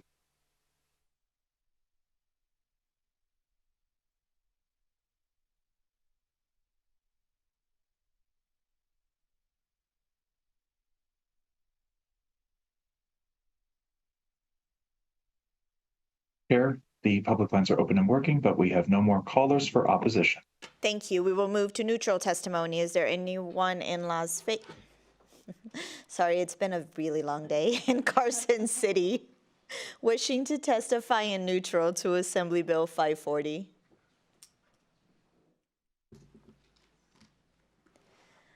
Please remember to state and spell your name for the record. Good morning. My name is Maurice Washington. That's spelled M-A-U-R-I-C-E. Of course, Washington, like the state, like the street, like the president, like the Capitol. I'm here on behalf of AFP, Americans for Prosperity, and we stand neutral on the bill. We think housing is a problem across the state. We think that the bill has some good mechanisms within it. We'd like to explore it with the task force to see if we can make it amenable for all the citizens of the great state of Nevada. Home is Nevada, and we want to make sure those that want to buy and purchase affordable homes are able to do so. So we stand in neutral of the bill right now. Thank you for your testimony. Is there anyone else in Carson City wishing to testify in neutral? I don't see any. I don't see anyone in Las Vegas. Broadcast, is there anyone on the line? To testify in neutral to Assembly Bill 540, please press star 9 to take your place in the queue.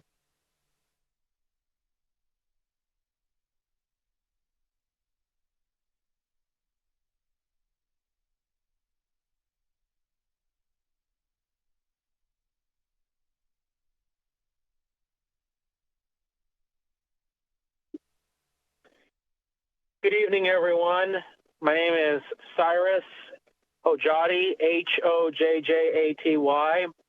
I appreciate everybody staying this late to talk about a very important issue. Housing is very, very important. Housing was a huge factor of whether I was able to move out alone when I was 24 years old to Las Vegas. I've been hearing a lot of amazing arguments from both sides, from opposition and from support. So just please consider these thoughts. I'm just uncertain about this bill.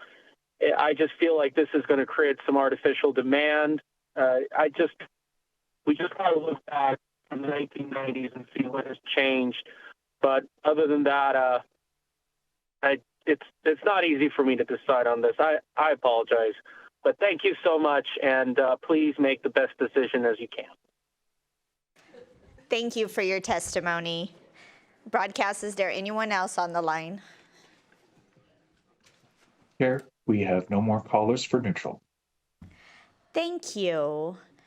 Mrs. Armstrong, would you like to give any final remarks? Or Mr. Cherry? or Ms. Hess, or, yeah. Thank you. Chair Marzola, Vice Chair Howdegui, members of the committee, I want to thank you for your time this evening. I'm going to make this really quick. We have committed to working with you to address the concerns that are brought forward tonight. Moving forward, you'll have direct outreach available through any of the task force members or through Division of Housing. The governor's office directly will be reaching out to schedule with you individually to address your concerns starting tomorrow. We have caught everything, but if you don't hear from us in the short term, please reach out and make sure that we have addressed your questions or got something on the calendar to do so, get those meetings in place. Thank you again for your time and the ability to bring the governor's housing bill forward for consideration. Thank you for your presentation tonight, and we look forward to hearing from your office. I will now close the hearing on Assembly Bill 540. I will now open up for public comment. Please address your remarks to issues that fall within the jurisdiction of this committee. Public comment is limited to 2 minutes per person. Is there anyone here in Carson City who wishes to provide public comment? I don't see anyone in Las Vegas. Broadcast, is there anyone on the line? Thank you, Chair. If you would like to provide public comment, please press *9 now to take your place in the queue. Committee has not ended, everyone. Thank you.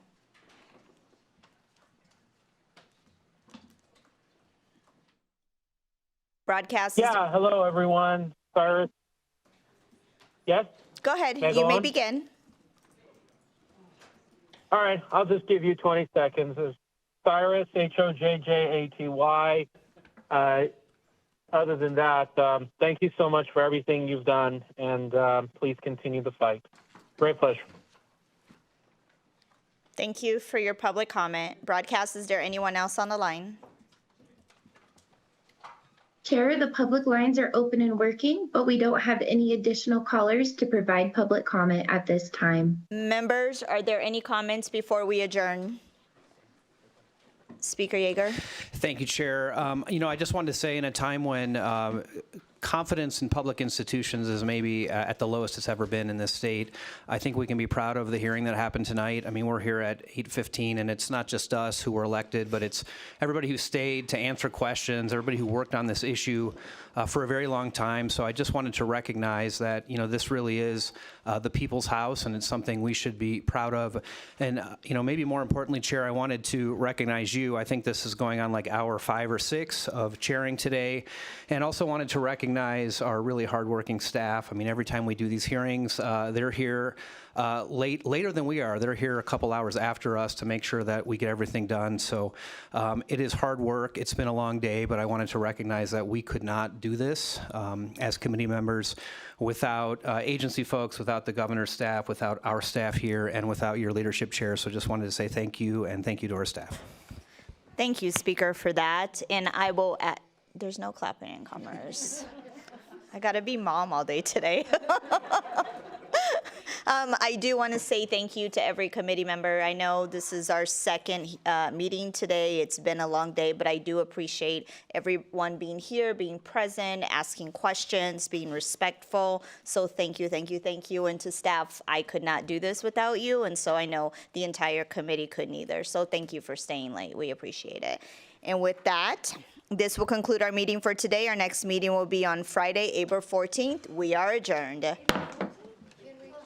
14th?